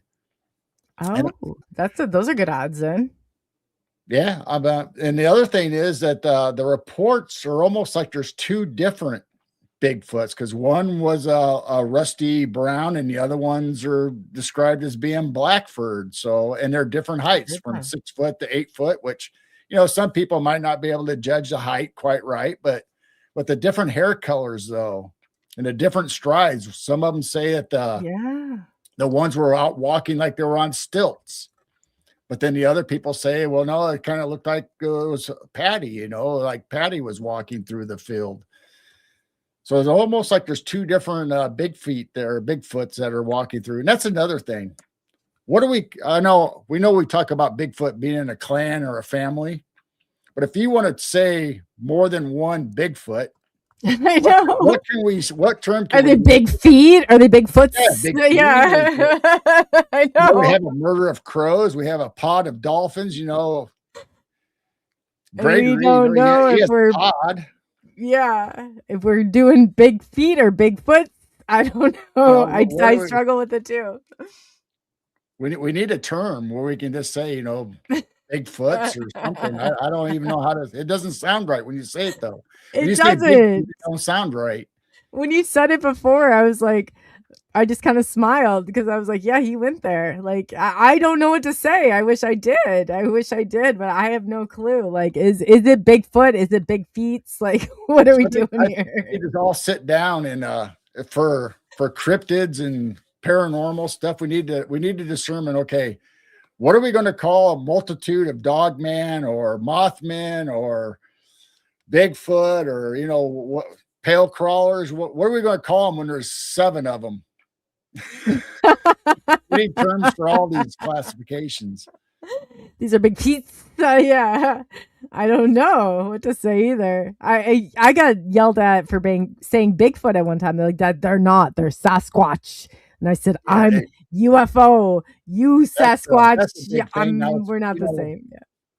For as long as I can remember, there was always Bigfoot. And the Native American term was Sasquatch, or maybe up in Canada. Right. But all of a sudden now people are getting upset saying that Bigfoot or Sasquatch don't like being called Bigfoot. Now, yeah. Now who told you? I want to say, who the hell told you that? Did they tell you that? And how did they tell you that? Was it in English? Was it in some growling voice? Or was it, a psychologically like auditory hallucination inside your head? But it's got to be one of them. Right. I mean, I always like that commercial, where they call him Bigfoot. He goes, my name is Geryl. Geryl over for coffee the other night. He's sitting at the table. He says, it really offends me. It hurts my feelings when they call me Bigfoot. Oh yeah. That's yeah. We want to hear it for ourselves. And we want to hear just exactly what their feelings, if they have human feelings, man, did I lose some hope here? No, I'm joking. But I mean, really, just, like who has the problem? Because I don't think it's the Sasquatchers or I don't know, whatever you want to go by. That's cool. It's cool with me. I'm not going to tell you which way to go on that, but I can say Bigfoot too, or big feet, whatever you want to know from that point on, I got. But other than that, it's not my realm. It's just not. Right. I'll tell you if you can say UFOs or UAPs, which makes my skin crawl, but I still let you say it. But stay away. But yeah, it really, who do you have the problem with? Or who has the problem with it? That should be our way of saying. We should think more like Jerry does. So anyway, you guys in chat, you come up with a term, and we'll go through them and we'll figure out a term to call them when there's more than one of them. But anyway, I think the Ohio Bigfoot, they're on their way somewhere, whether they're going to the forest down south or somewhere, or did they know the meteorite was coming, or asteroid? Did they know it was going to hit that area, so they were getting out of there? I saw that on the map too. Yeah, what the hell was that? Yeah, they were definitely going east and then going south. So it's like, were they trying to escape and get into a place they knew where they were going to be safe, or is that where their portal is in case they're dimensional? Did they need to get back somewhere so they can get off this plane? We need to be checking that out. That's a good idea. Wow. I keep waiting for some reports. I haven't heard any recent reports. Nothing recent anyway. That is always a like in cases like that, especially if you're saying, hey, I read through these and 5 out of these 7 are legit. That right there is a tell sign that something more is going on. Get to those areas and keep your eyes open. So we have 8 reports in 5 days. Yeah. About 5 days. Now all of a sudden, nothing. Yeah. Come on. Not a word.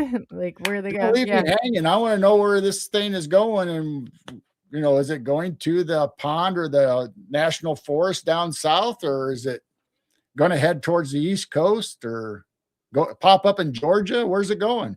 It's going to Pennsylvania by Kurt. Pennsylvania. Then Montana, I heard, and then I'm trying to think where everybody I know is at in chat. You know what's really strange about this this meteorite that broke apart, and people are saying they're finding some fragments of it, and other people say they didn't find any. You know, but on I think it's Netflix, the War Machine, the movie, that had a meteor streaking across the sky, and all of a sudden they were dropping off things that end up being like robots or some kind of android. So it's like, it makes you wonder, okay, the timing of this. War Machine comes out, telling us there's people out there camping and military exercises or being attacked by this android from this meteor. And then all of a sudden we have meteors starting to break up and shoot off across the U.S. What about timing? Huh? Yeah. What weird timing, and why now? Exactly. That's exactly it too. Okay, if this is just some sort of weird timing, we're all living through this. Well, that's great. But on top of that already, like, what timing? I saw that too. Like, what's going on here? What do you think? I don't know. It's weird. I mean, you know, they always say they have to tell us, you know, they have to tell us to our face, even though we might not get it, or it might be little subtle hints, you know. So was that movie released on purpose before this event? And maybe 3-Eye Atlas is supposedly coming back. Maybe it's for that. I have no idea. I've heard that too. Do you think it's something that's just observing us, or do you think it's something more active?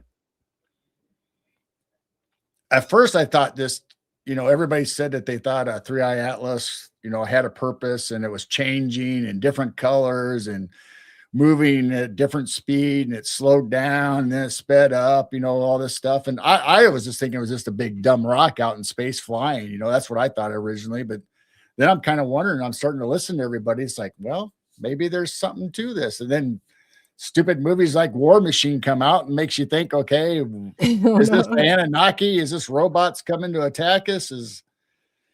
Then now it's supposed to be making a loop back. Well, asteroids don't make. Oh no, is it looping back? No, go. I mean, asteroids don't do that. Not unless they go way out in the solar system and then come back.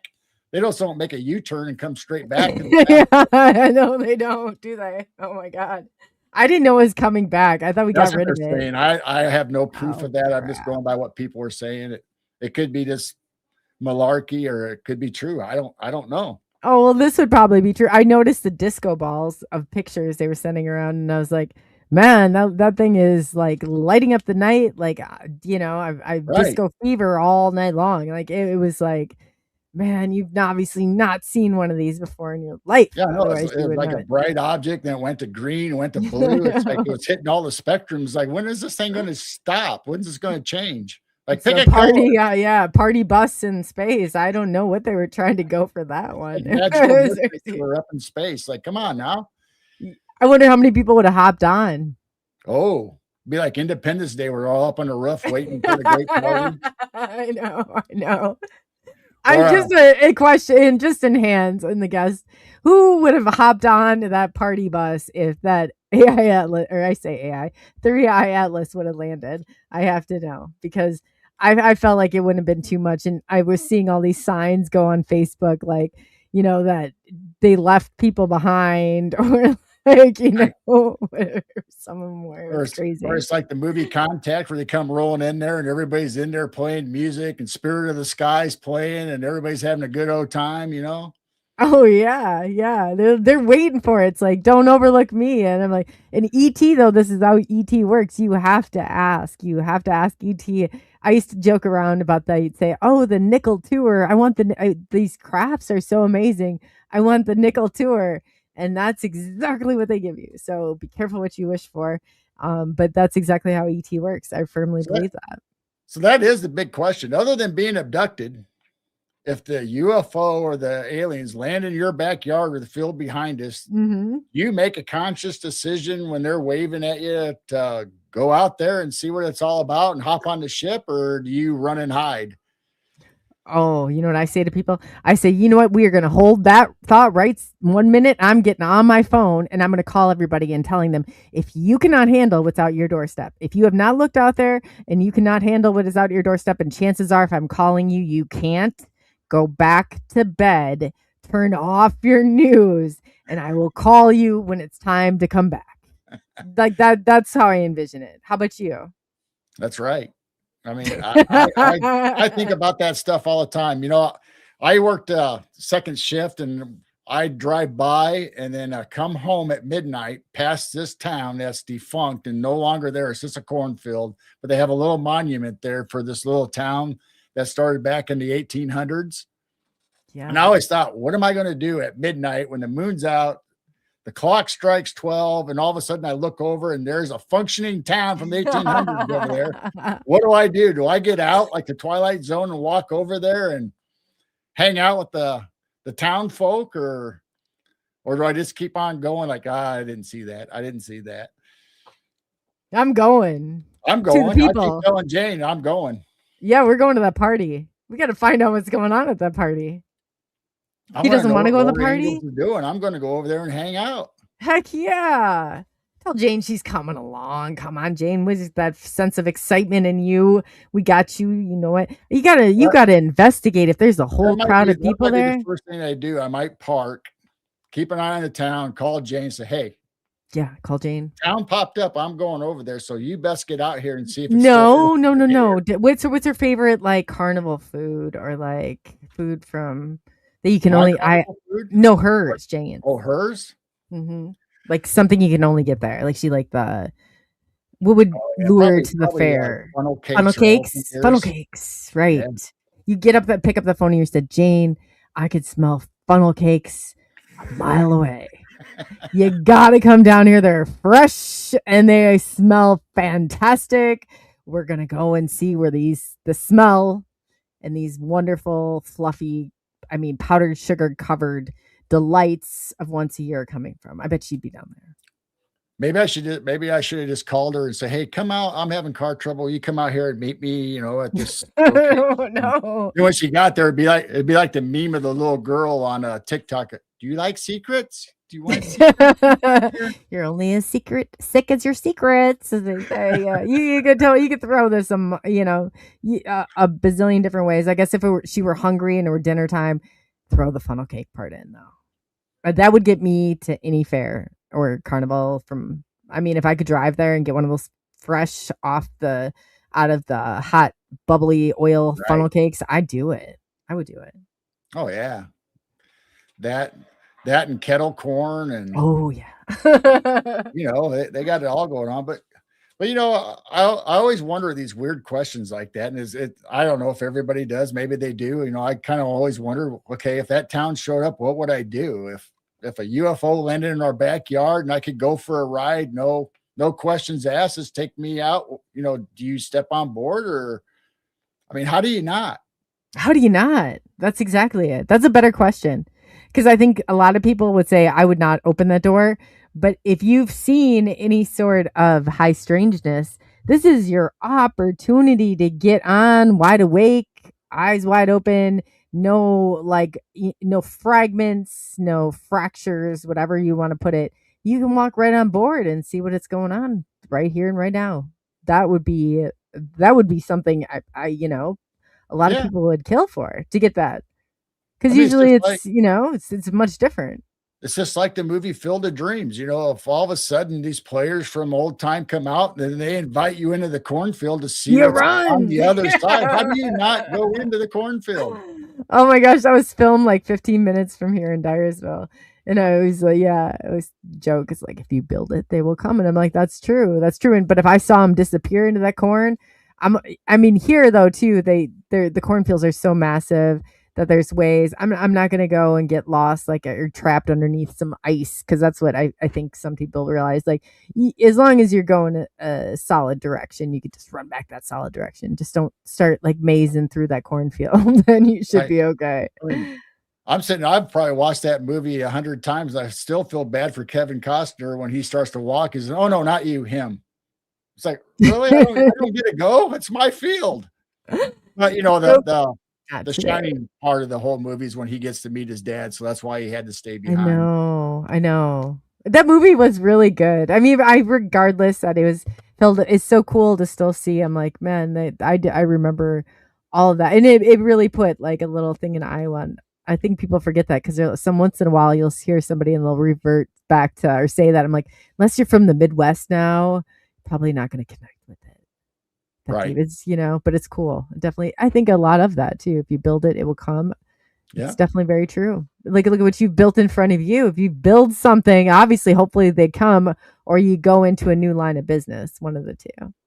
Yeah. I mean, that's why we are with our cameras. We're not really expecting to capture anything, or, maybe we will, but, we always put the good intentions out there. Hey, we're not out here to make money on you and become famous because we captured you on a video. We just want to know that you're out there, and we want to know what you're about. So if you want to, Jane wants to know what to feed you and to put out it for night snacks. Give me a list. Yeah. Give me a grocery list. But no, we'd be happy if we just, continue to hear the noises. And maybe if we see a dark figure way off into by the end of the cornfield or whatever, if we see a shadow and we catch it on camera and they want to come out and show themselves to us, and that we'll be happy with that. Oh yeah. That's awesome though. You guys you don't have all these big high expectations of really anything. You're out there, you're real people, you're candid, you care about people. I mean, you really do. And you're doing what's good and what's right and trying to get the truth out there. I applaud that all day long. Yeah, Children of the Corn. We haven't seen them yet. I keep kidding Jane about that, about when the corn's up and it's 12 feet tall now. I mean, it didn't used to be that tall, but now it's 12 feet. We go out there, it's like, are they going to come out tonight? I know. The Chainsaw Massacre blends in there for me too, part way. Yeah. I one or the other, and then there's like a few others that come into play, but you really, when you're in, I don't know what's scarier. If people don't know, if you've never lived on and bordered that corn, like, but then they talked about this cryptid that comes out protecting the corn and starts clicking. Have you ever heard of that thing? Yeah. Yeah. Have you ever had anything like that? No, have not. I mean, believe it or not, we have heard clicking noises, but we have not seen anything so you've heard the clicking. Yes, we've heard clicking noises, but we have not had any proof or anything that's existed. But I was going to tell you before we got on this that growing up, we used to play hide and seek in our aunt and uncle's cornfields. I mean, we'd have family get-togethers, whatever, birthday parties, anniversaries, and the kids would always play, out at dark. The folks are in there having coffee and cake and chatting old times, and us kids would be out there goofing around, and we'd always play tag or hide and seek in the cornfield. And we're running through this cornfield, not knowing anything about Jeepers Creepers or Children of the Corn yet, so we're out there having fun. It's like, now I'm thinking, you idiot, you're out there running around. I know. After I saw that too. The Jeepers Creepers. That's exactly what I read about this clicking in the corn and something that protects the fields. You read it too. Yeah. I heard the clicking. I heard that like clicking, and I just didn't know what it was. And I was like, I think Wonder Bob was on. He's like, you want to know what it is? I said, Wonder Bob, I've seen so many things. I don't think I need to know what it is. You know what I'm saying? Like, do I it's not that I'm normally afraid to go look out the window, but I am afraid to go look out the window right now. So I just don't want to see it. Maybe I don't have to deal with it. One of those things, but there's got to be more to it now that you're saying that. Right. I mean, we were, us dumb kids, we were more scared about our cousins creeping up on us in the middle of the cornfield, not let alone the spiders that hang out. I know. And you run through their webs and stuff when you're running down the rows in the corn. Then you got your cousins or whatever jumping out at you. But, we didn't even know anything about these other things that could have been hanging out there. You imagine how scary that was if we ever would have thought about that. I know. The spiders, if anybody has not been out there, the spiders are life size. I mean, we're talking webs that are like, I mean, they're spiders like the movie Aliens when you got them on your face trying to rip them off. Oh God. I almost walked into one like last year and I was like, no way. If you had seen the size of this thing, you would have been, I did not know that they were that big, but it was that big. And it wasn't a daddy long legs. No, this body was like this big. I was like, oh my God. Oh, Yeah, thank God, and then you want to turn your lights off now? Everybody wants to turn their flashlights off now. I don't think so. Those lights are staying on because if I walk and one of those are on my forehead, I mean, you're all going down like one by one and I won't be able to help it. I really won't. It's like, there's no way. There is no way. I mean, I think about all the times with going out with my brother or our cousins or even my best friend. We go out in the middle of the night coon hunting, walking through the forest. I mean, 80 acres and nothing but trees, and we're walking through it with no care in the world. It's like, how dumb. I mean, I can't believe we're still alive. I know. Gary Spikes is saying that Bigfoot uses the click language. So, it's a language even. Oh Lord. Yeah, they can make the clicking sounds and amongst other things, but sometimes people say reptilians have a clicking sound, kind of like grasshoppers. But yeah, Bigfoot does use mouth vocals and clicking sounds. I didn't know that. I did not know that. And Lorelai is going to be with Gary. They're going to the LBL, and Lori has a flamethrower. And we got talking in your chat the other night about spiders and about her flamethrower and riding with Gary to the LBL. And I said, Gary, take lots of video while you have the chance. Have you ever seen, oh God, what is it called? It has John Candy in it. Arachnid? No, where they're in the car and they're planes, trains, and automobiles. Oh yeah, planes, trains, and automobiles. Yes, yeah. I was envisioning a totally spin-off for this for Gary and Lori going down to the LBL. So believe it or not, when I was a armed security guard for the nuclear plant up there by Braidwood, Illinois, I was there when they filmed that scene right there at the Braidwood Inn. Oh wow. Didn't get on camera. Wasn't allowed on set or anything. We were just, how the locals get up. Well, I was working that day and they asked any of us if we wanted to go down there and hang out, kind of like having extra security or whatever. So I was close by, but didn't get to meet anybody. We were just there lost in the crowd.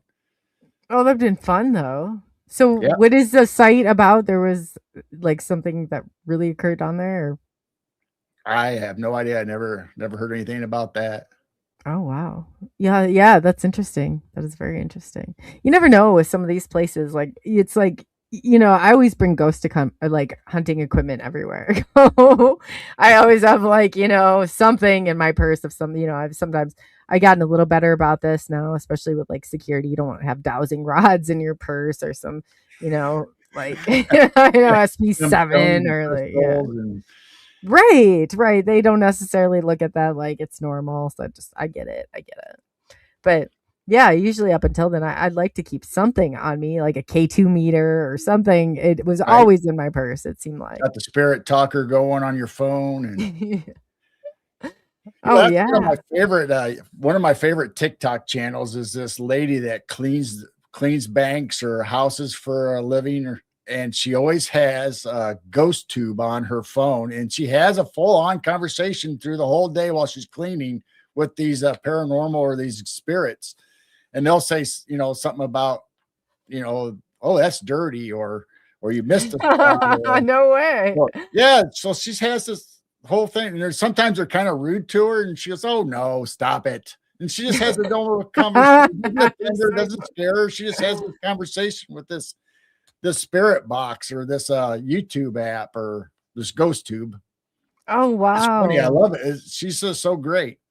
You can tell too when I've heard other people that are in there and like having, with an EVP, there's kind of a way that you do build some rapport with it. Right. And you start, with mine, like it gets going. I always have to explain to them how to use it. They don't necessarily get this. I'm not necessarily.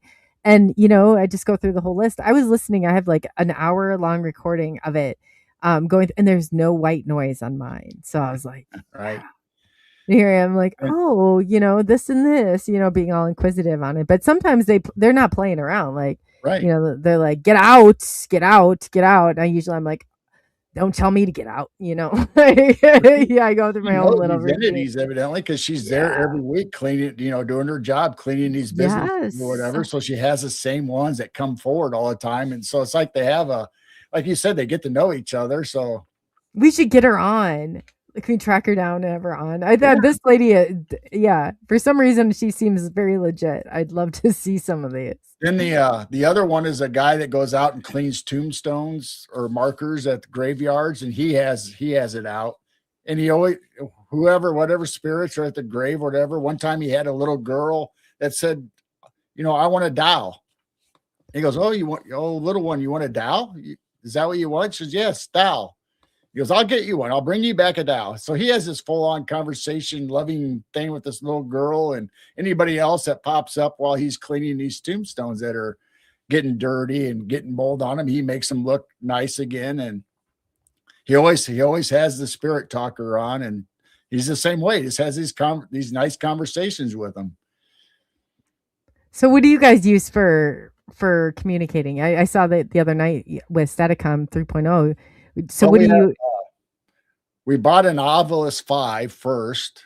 I figured that since you asked about it. So how do you like it? That works pretty good. And then we bought an SB7 spirit box, and that's okay. But it picks up, it does the radio stations, and it's kind of wonky. But I like doing it in a reverse frequency, so it not necessarily picking up every word from a radio station. So it does pop out words once in a while. It's like, really? That kind of almost fits, what's going on. But in the meantime, you get that. Yeah. But we also like the Spirit Talker app, so that's kind of fun. But we haven't done it in a while. We don't want to do it in our house. We will do it out back, but then we always close the session, so you're not welcome to follow us in the house if it's demons or demonic or anything like that. So we close the session out so they don't follow us in our house. But backyards, if we're out there hanging out and we're doing that kind of stuff, then okay, we can't necessarily always guarantee what's going to come in, but we can try to protect ourselves from them following us inside our house. Oh, for sure. Have you had any of the attachments follow you through? No, I'm not sure how we got the little fairies or whatever. That was okay because they didn't really hurt us or do anything. They just kind of showed up, but we haven't had any gnomes or any poltergeists or any activity like that going on in our house. So no shadows. Do you still have the fairies? Yeah. Oh, you do? They pop up that's awesome. once in a while. How do they show themselves? Just like I said, those little orbs, and they look like, sometimes they look like it's almost like a fuzzy wing looking, not quite like a moth or anything, a little bigger. And I didn't even really think about them like that. That's cool. That is cool. They bring good luck. I think so. We love them, and we've never had anything mischief or anything that's harmful. So I would think that they would. I've heard that before about fairies, and they just feel like they're cute, spunky, and that they definitely have good luck, vibes to them. Right. Most times people talk about how they'll hide your car keys or stuff. Oh, is that where they went? Oh my gosh! Here, I thought this whole time was my ADHD, and I lost them like everything. Or you lay something down, and the next time you look, it's not there. Then you go for a while, then pretty soon it's right back where it was, or maybe just a little bit off. They say that's the gnomes or the fae folk. That's how they generally have a relationship with you. But you can make them mad. They can wreak a little bit of havoc with you. Oh, I bet. So you got to be careful. How do you make them mad? Like, what are some of the repercussions for that? Oh, it's just like you have an endless bad luck. You think all of a sudden you start spilling the coffee, late for work, can't sleep. Just all kinds of stuff building up. It's not necessarily all because of the fae, but I think they have their hands in it. I do too, because that luck element always comes in with the Celtic, Yeah. Inherited. Yeah. Oh, I could see that. That's a good point. And that is too. I'm like, a lot of times people don't realize when you have those things and everything that could go wrong, has, and still is, like, you need to clear that space. Right. Like, absolutely. You better be sage and starting to raise your consciousness and getting the vibes going again. Oh yes. Don't want to lose your mojo. That's horrible when your mojo is gone. No, it is horrible. And it's horrible because how do you get out of that downward spiral? You're like in aviation, we notice like as the death spin, like you can spin a certain way and you knew you're going to recover. You spin invertedly and you're not coming back. So it's kind of like one of those spins. I feel like sometimes you can get entangled too. And then you got to turn your luck around. Like that's not the way to do it. You better make right with whatever you just pissed off in fairyland because you're in for it. You're in for a long day. Me and Jane talk about this all the time. It's just like tonight's show. You don't want to always be doom and gloom, vampires and demons and everything's out to get you. You want to have sometimes a fun show to be on the lighter side because, what do you attract? If you're always down and out, negative, thinking everything's going to kill you, everything's bad, everything's evil, well, guess what's going to come to you? What's always going to show up and hang out with you? Blazer says that to me. Blazer says, stop creating it. And I was like, oh, you're right. Because it's like, I'll be talking about stuff. He's like, you're creating it. And I'm like, oh, okay. So there's a lot more to this. What do you think, Geryl, about this? What if there's, I was kind of throwing around some ideas to do something new, do something that hasn't been done before. And, I guess what came out of it, and that was, with AI, is like, AI's here. Why not? If you can invert things and look at it, not an invasion necessarily, but an inversion. Like we go through and we talk about and we create awareness with a lot of this negative stuff. But what if we take that? What if this is some sort of collective that we're all, among together? What if we took that inversion and we challenged people on the spot to think of it totally different? Like, okay, you might think ET Greys are here and maybe they are, but maybe they are also that like a part of that 100, that collective when we get to a certain point that it's all, like the unified field theory, it just collapses into like one. What if we could change that? What if our way around and through this was actually taking this and creating an inversion at the end of it?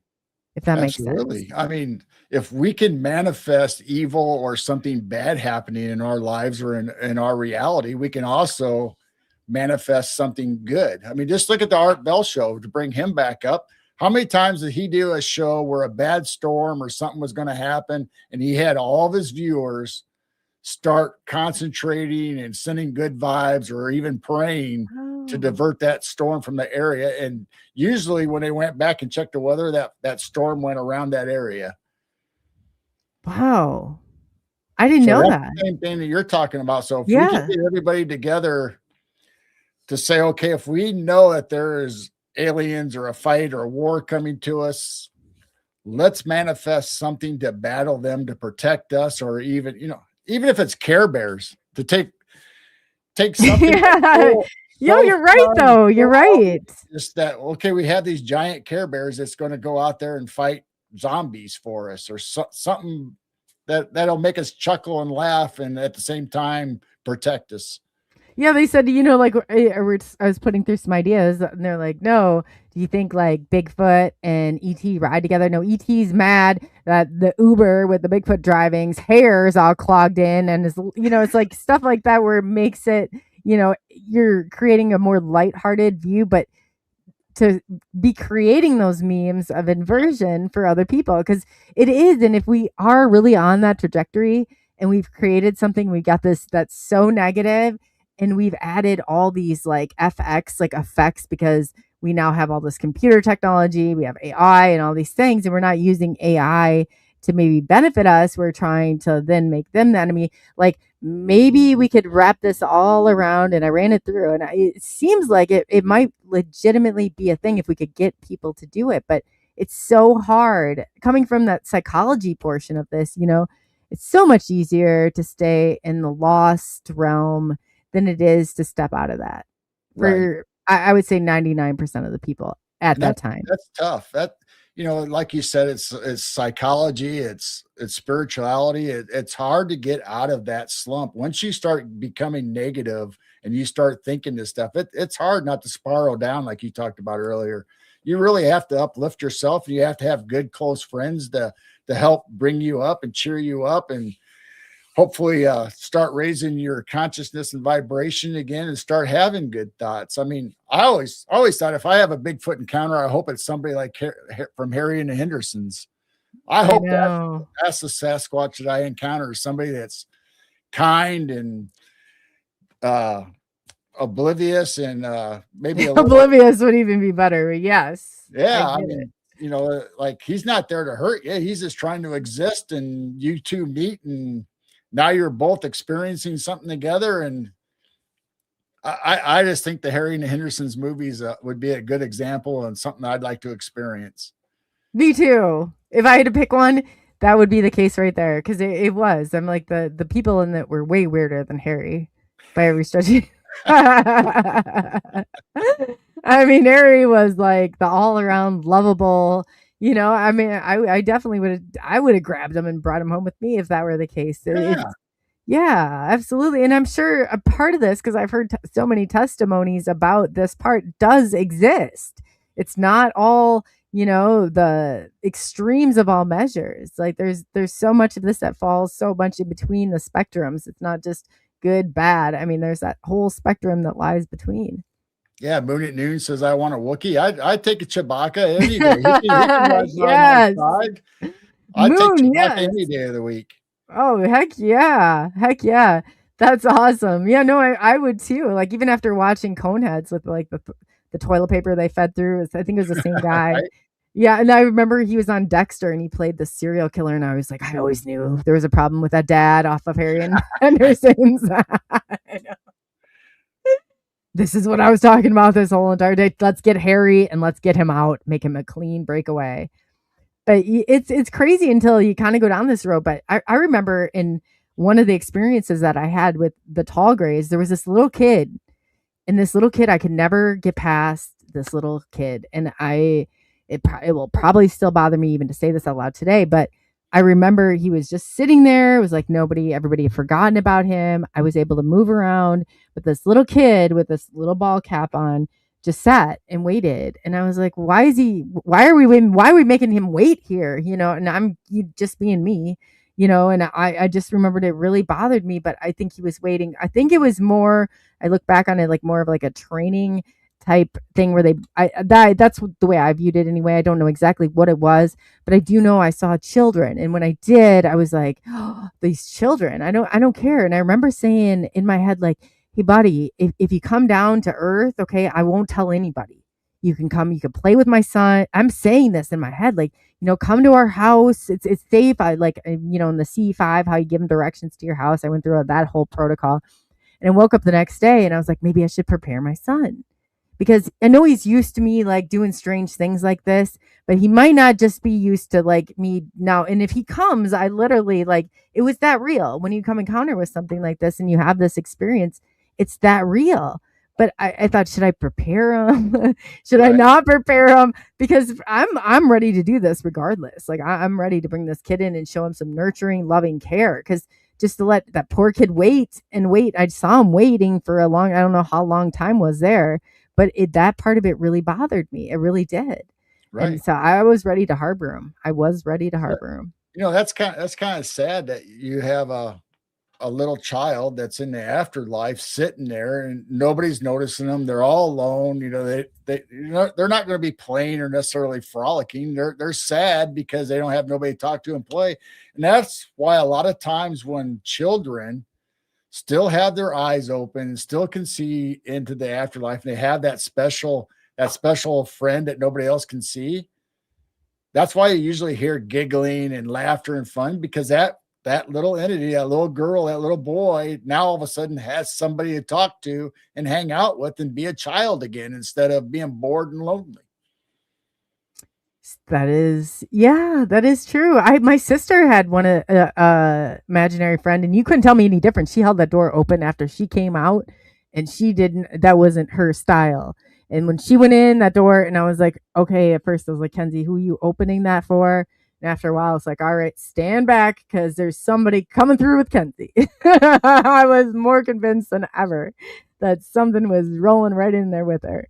And I could not see it. I don't know, like I said, what part of the paranormal it fell into. It was not my area of specialty, but I backed away and let whatever that was go ahead and go before me, because I picked on that kid enough to try, as I don't need her now sending him after whatever it was after me. We're good. We are good. Right. Stay where you're at. That's a lot of times people that are mediums or clairvoyant or whatever their special gifts are. A lot of times, once they open that window and they can see that, and then the other side knows that you can see that, they just gravitate towards you. I mean, you'll have a list or a full room of people waiting to talk to you finally and get their message out to you, whatever they're dealing with or want to hopefully finish, or a message to their loved one or whatever it is. I mean, you're just like a bright light, like a moth drawn to a flame. I mean, they come a running, flying any way they can get to you. Oh, that's so true too. They see that white light shining out and they are so drawn to it. And you're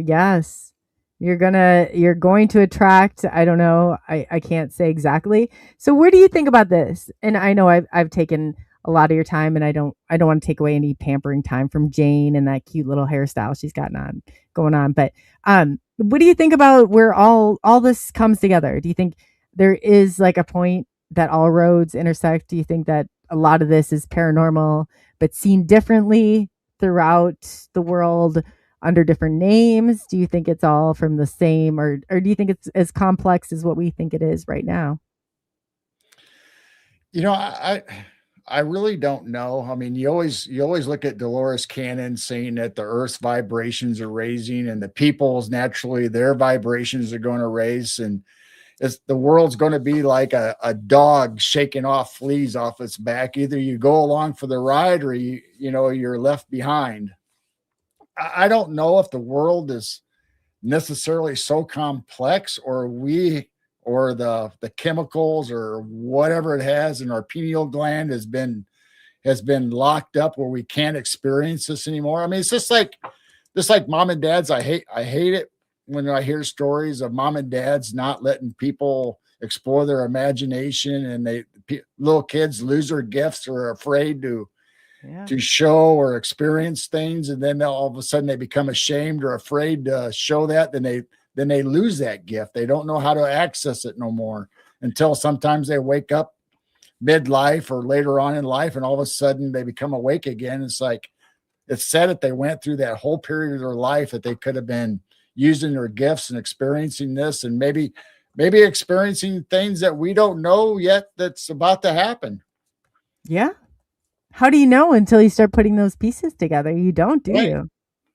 I mean, what if that, I mean, we always talk about, if this important person that invented this great discovery, what if they died or weren't born?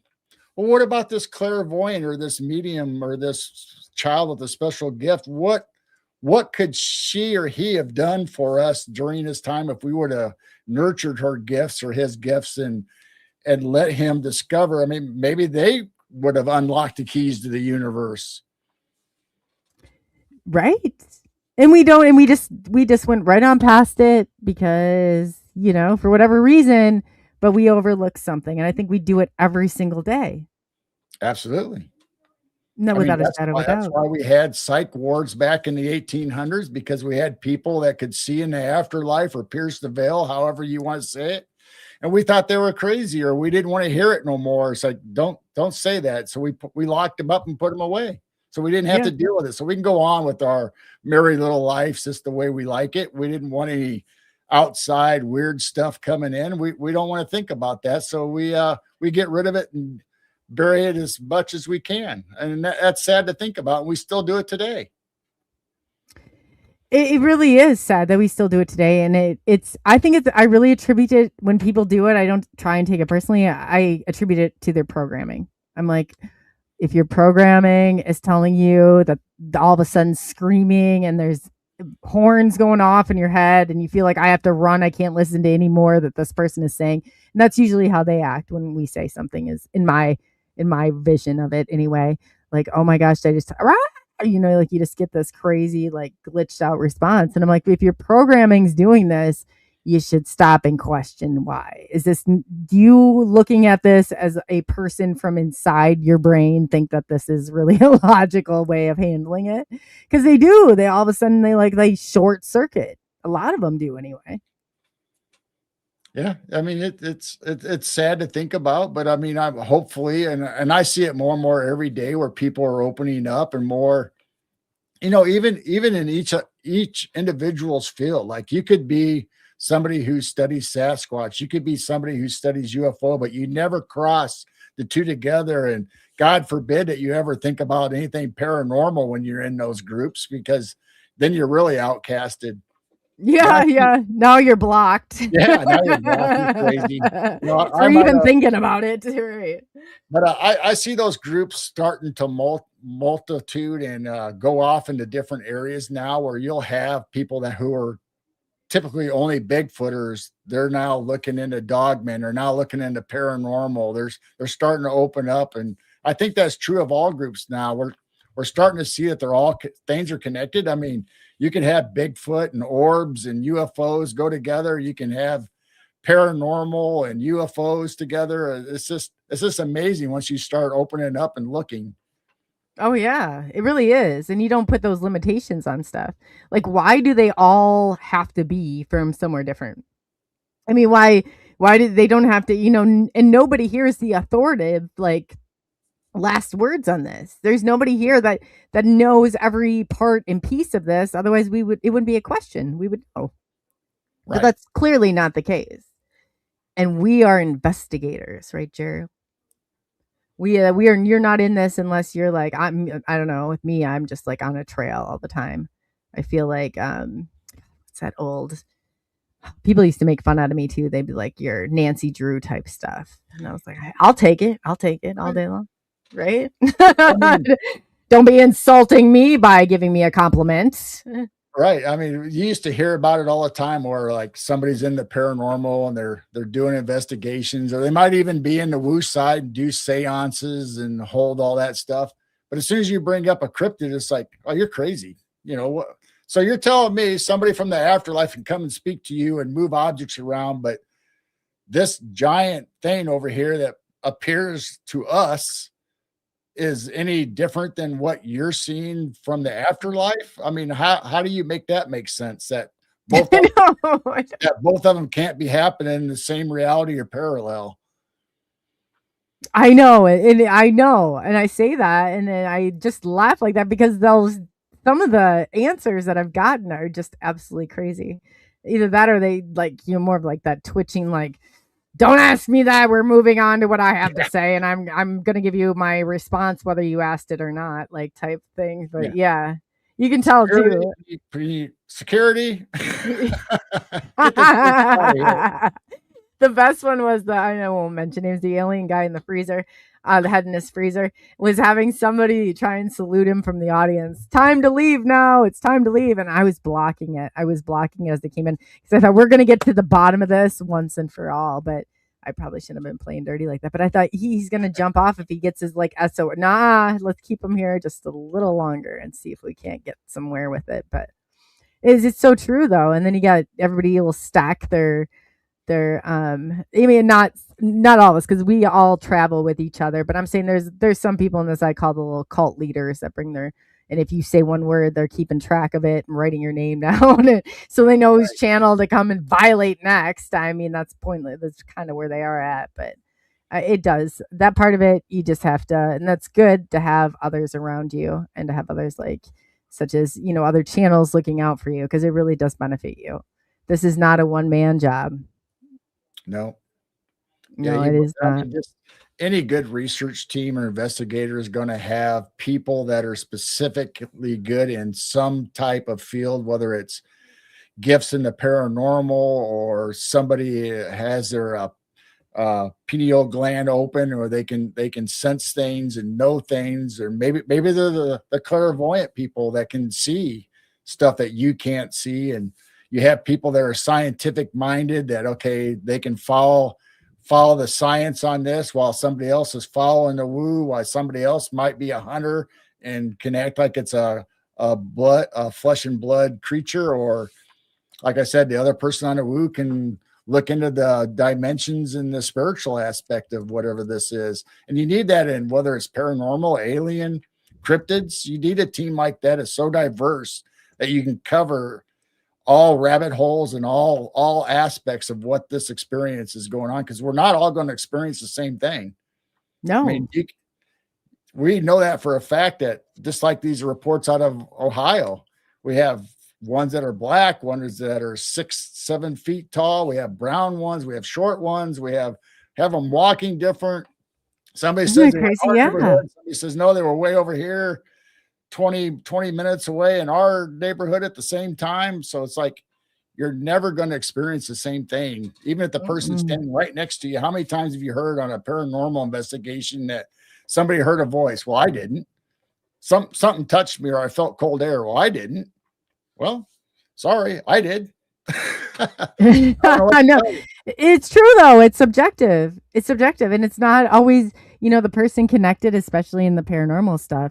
I've seen it might be because of their hair. It might be because, for whatever reason, that ghost or spirit is like that. I can connect with that person. And it is different. It's subjective. Not everybody sees the same. If you ask the same thing about a basketball game or going into a school, you're going to find the same thing. It's all subjective. Right. We pick up definitely good point. And I might be vibrating at a different frequency or a higher level tonight than I normally do. And so I'm more open to things happening to me, or I might be down and I might have had a bad day and I'm shut down and I'm not going to experience anything, where the person next to me is going to experience everything. But I'm not going to sit here and say, you didn't experience it. I want to hear about it. Tell me what you felt. Tell me what you heard. What happened? Yes. I don't know, because I didn't experience it, but I want to hear about it. You're right. And then you can figure out too, like if you're a good investigator, I've had so many crazy things go on in the currents of my lifetime that I'm the last one that should judge and say, well, yours just is a little crazier than mine. No, not at all. I'm going to ask questions, but I'm asking them too, because if you have somebody with disorganized thought patterns, this is also a way to detect some, either that or deception. There is some deception in this. And you do, especially when you're holding this. I feel like we're kind of the gatekeepers in many ways of, do we take this out? It's not suppression of information. I'm literally know that this will confuse, because I can't really come out and tell you that this is a delusional in person who's having auditory hallucinations, and that you're going to end up your channel is going to be their obsession to shut down. But I can see them coming a mile away from now. You know what I mean? Like you start to see them, like, just you got to protect it too, because this isn't. I'm sure your channel's like your family, and it comes to that point. It's like you're going to protect it and do whatever you can. And it's not necessary. When you build that baby up, it does become your baby, and it's something you've nurtured and looked after, and you've done a very good job at doing it. But yeah, you definitely don't want those small little infractors in the community to get in and just blow it all apart, because they can. They don't eat, sleep. They don't do anything, I'm convinced, but obsess over your channel. And if so, we talk about different experiences, and if somebody comes on our show and they're talking about something and they say the sky is green, they say the sky is yellow, when I think the sky is blue, I don't care. It doesn't affect me. It doesn't change my world at all.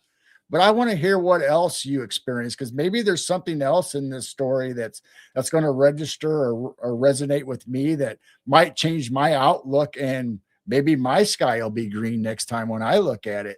I don't know. I want to know the experience. What did they go through?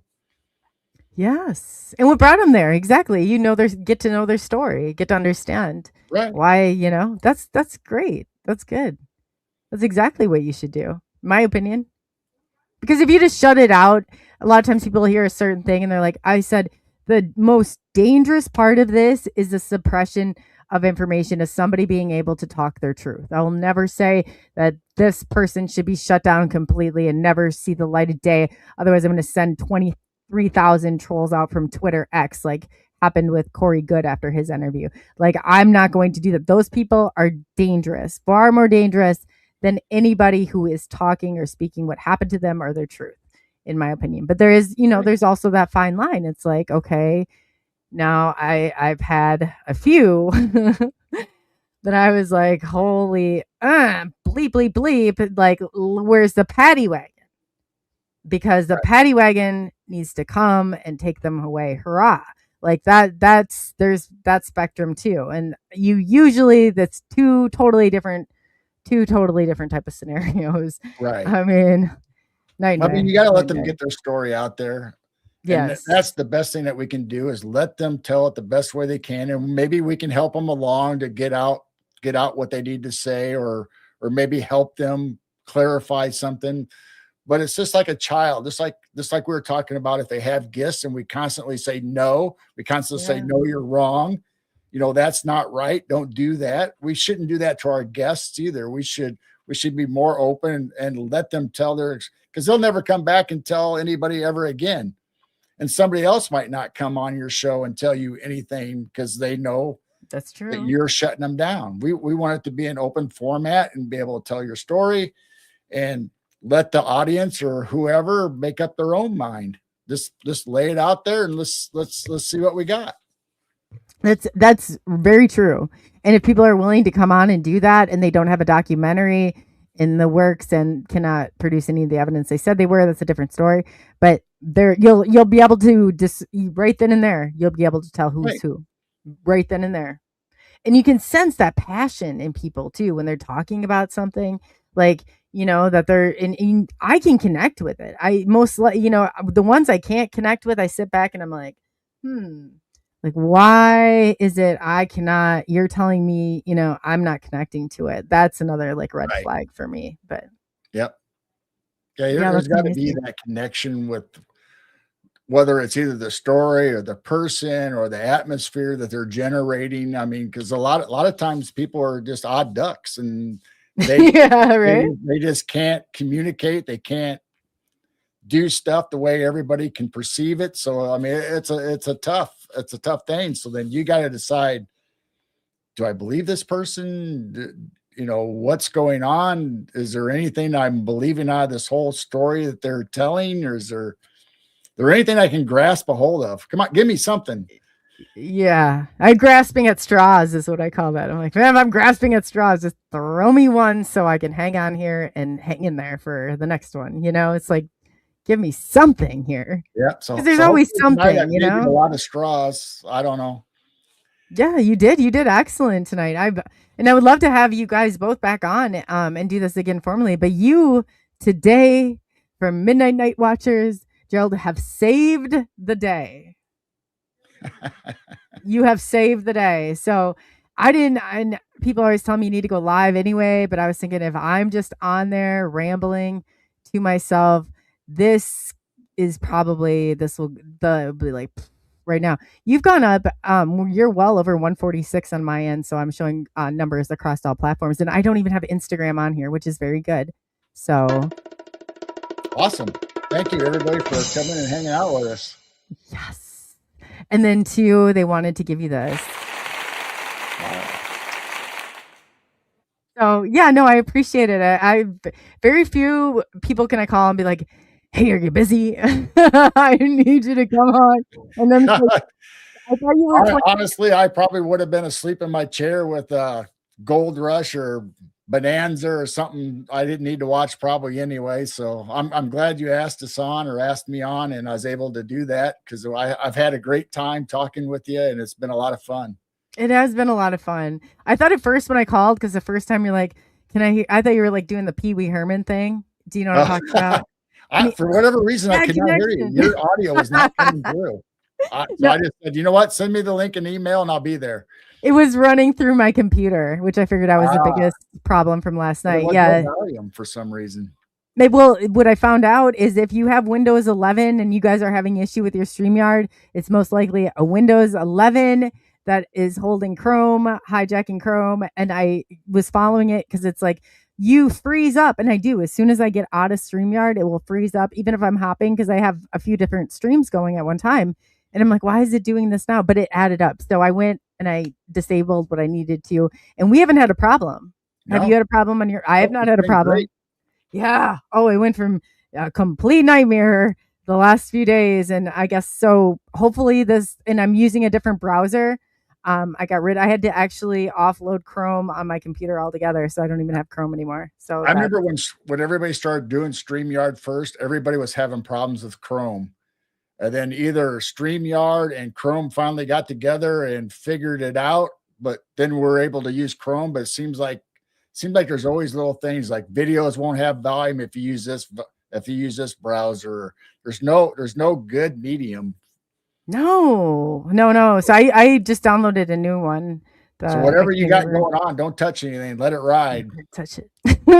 I'm not touching it because the last place when if you haven't been there, and I know everybody has, it's been on the side of it, but when you've had like a few, it's like I'm not going to do that ever again. However, I have to stop that from happening again. I'm never going to live through that again. I will. But you try and do everything at that point to prevent it. You really do. Right. So I'm so glad that, and it was awesome. You asked if I wanted to help test it out earlier, and I lost my phone. I was like, oh, great. And then I don't take them up for that. So that was like double demise for me. So not only do we get to test it, I got you on, and it's been a wonderful night. So yeah, it's been fantastic. I love being here, and me and Jane will absolutely come back on your show and hang out. And this way you can hear Jane's side instead of just mine. Oh yeah, no, I love Jane. I love the fire and the spunk, and I love her hair. She looks absolutely great. So let people know again, if they do not, for whatever reason, know these are the Midnight Night Watchers and Chiru Sounds. Let them know. Yes, let them know where they can find you. So you can find us on YouTube and Rumble, and we do have TikTok and all that, but we haven't really posted a lot on TikTok or Instagram. So basically just our shows on YouTube and Rumble, and we're on Friday nights on the Night Owl Lounge. Normally we'd be on right now, but like I said, Jane had a kind of a tickle in her throat and didn't really want to talk very much because her throat started hurting. But Sunday nights is usually when we have our guests, but we're off this weekend also for Sunday. So we might pop on or hang out a little bit or something. We don't know yet, but we don't have a guest, but we're just going to take this weekend off and regenerate. Then we'll be right back at it. We got some great guests coming up. So look for us on Sunday nights at 7 p.m. Central. And always go to our channel and look at our library. We have lots of orbs and videos of the night sky and animals and weird stuff. And so just go check out our previous shows of all of our guests. They've all been wonderful and great shows. And please go check out Geryl Sounds. That's Jane's channel, her music channel. She has Indian flutes and singing bowls and guitar, and she does all of the music herself. And it's just a lovely thing. We're trying to build her channel up too, just as well as Midwest Night Watchers. And hopefully we'll be able to go someday live on Jane's channel and maybe talk to you about the instruments and what they're all about and how they affect you and the vibrations and all that good stuff about her music. Oh yeah, no, I did not realize for a while that was her music. That's awesome. That's brilliant. I did find out later, but I was like, wow. I mean, you guys have so much talent going through that house that it's insane. It's all Jane's the talent of this family. She's the gift, the one that propels us into the future. Oh, that's awesome. And she gives you a little tiny office space to exist in. So that's nice. Yeah, I'm just happy to be down here with her. In her presence. I'm just so happy. Oh, yeah, no, she's great. She really is great. So I think that's awesome. So I know, thank you for taking, I really appreciate you taking as much time as you have been. You've been on here and you've been bringing it into the guests. Is there something you would like to leave the audience with? Just like we always say, Jane says, keep your vibrations high. I always say, keep looking up because you never know what you're going to see. You can't always be in your phones or worried about life. Sometimes just let it go and just observe and view your environment. See what's going on. Check it. Stop and smell the roses sometime or smell the flowers. You just got to experience life, and who knows? It might be something that's on the other side of the veil that you might experience. Yeah, you never know. So keep those eyes open to the sky and all around you. That situational awareness is flowing, and you'd be good to go. Yeah. And report back to Midnight Night Watchers if you find it. If you want to reach out to us, we're at midwestnightwatchers@gmail.com. We look forward to anybody that leaves comments after our shows or send us an email and tell us about your experiences. Tell us what you think. We want to know what you guys think about stuff going on or what you're seeing. I love that about you guys. You're very much, and you do listen to people, and you do take and go through and investigate. And I can't thank you enough for doing what you do. So from the bottom of my heart. And on behalf of SNX Radio and Midnight Night Watchers, we'd like to thank you for taking the journey into the unknown. I'm Coley, also known as Coley UFO, and we got Geryl Fountain over here and his beautiful wife, Jane, who cannot be with us because she's got some throat things going on, but we will definitely have her next time. Go over to their channel, subscribe, and show them support if you do not already. I know a lot of you do. And they've got a fantastic chat on Sunday nights. I highly recommend. So, yep. On that note, I guess, here's to this wind and crazy weather going about. Geryl, any updates on that before we go? No, right now it's looking really nice. It's a little hot, starting to warm up. We had a beautiful 70-some degree day today. And so it was just fantastic blue skies. And we got chances of the northern lights for the aurora borealis coming back to central Illinois and coming a little bit south. So, and you'll have that on Night Watchers, right? What's that? You'll have that on Night Watchers, like on Midnight Night Watchers. Is from the last northern lights that we experienced here in Illinois. Believe it or not, central Illinois, we had dancing ribbons of colored lights that we actually caught on our security cameras. Because we got that new color camera now, and it showed it beautifully. So go check out that video on Midwest Night Watchers. That's awesome. That's how I caught him, was last year on your cameras. And I was like, I didn't know that we could see him from here. I mean, that's how lost and confused I get sometimes. But yeah, that was great to see. So I appreciate that. So again, if you do not know Jane and Geryl, go over to Midnight Night Watchers and subscribe, show them some love, and definitely hit that notification bell so you get notified whenever they have something cool on, which is usually always. So on that note, thank you for taking the journey again into the unknown. I'm Coley, and we will be seeing you soon. And again, get over to Midnight Night Watchers and show them some love. Tell them hello.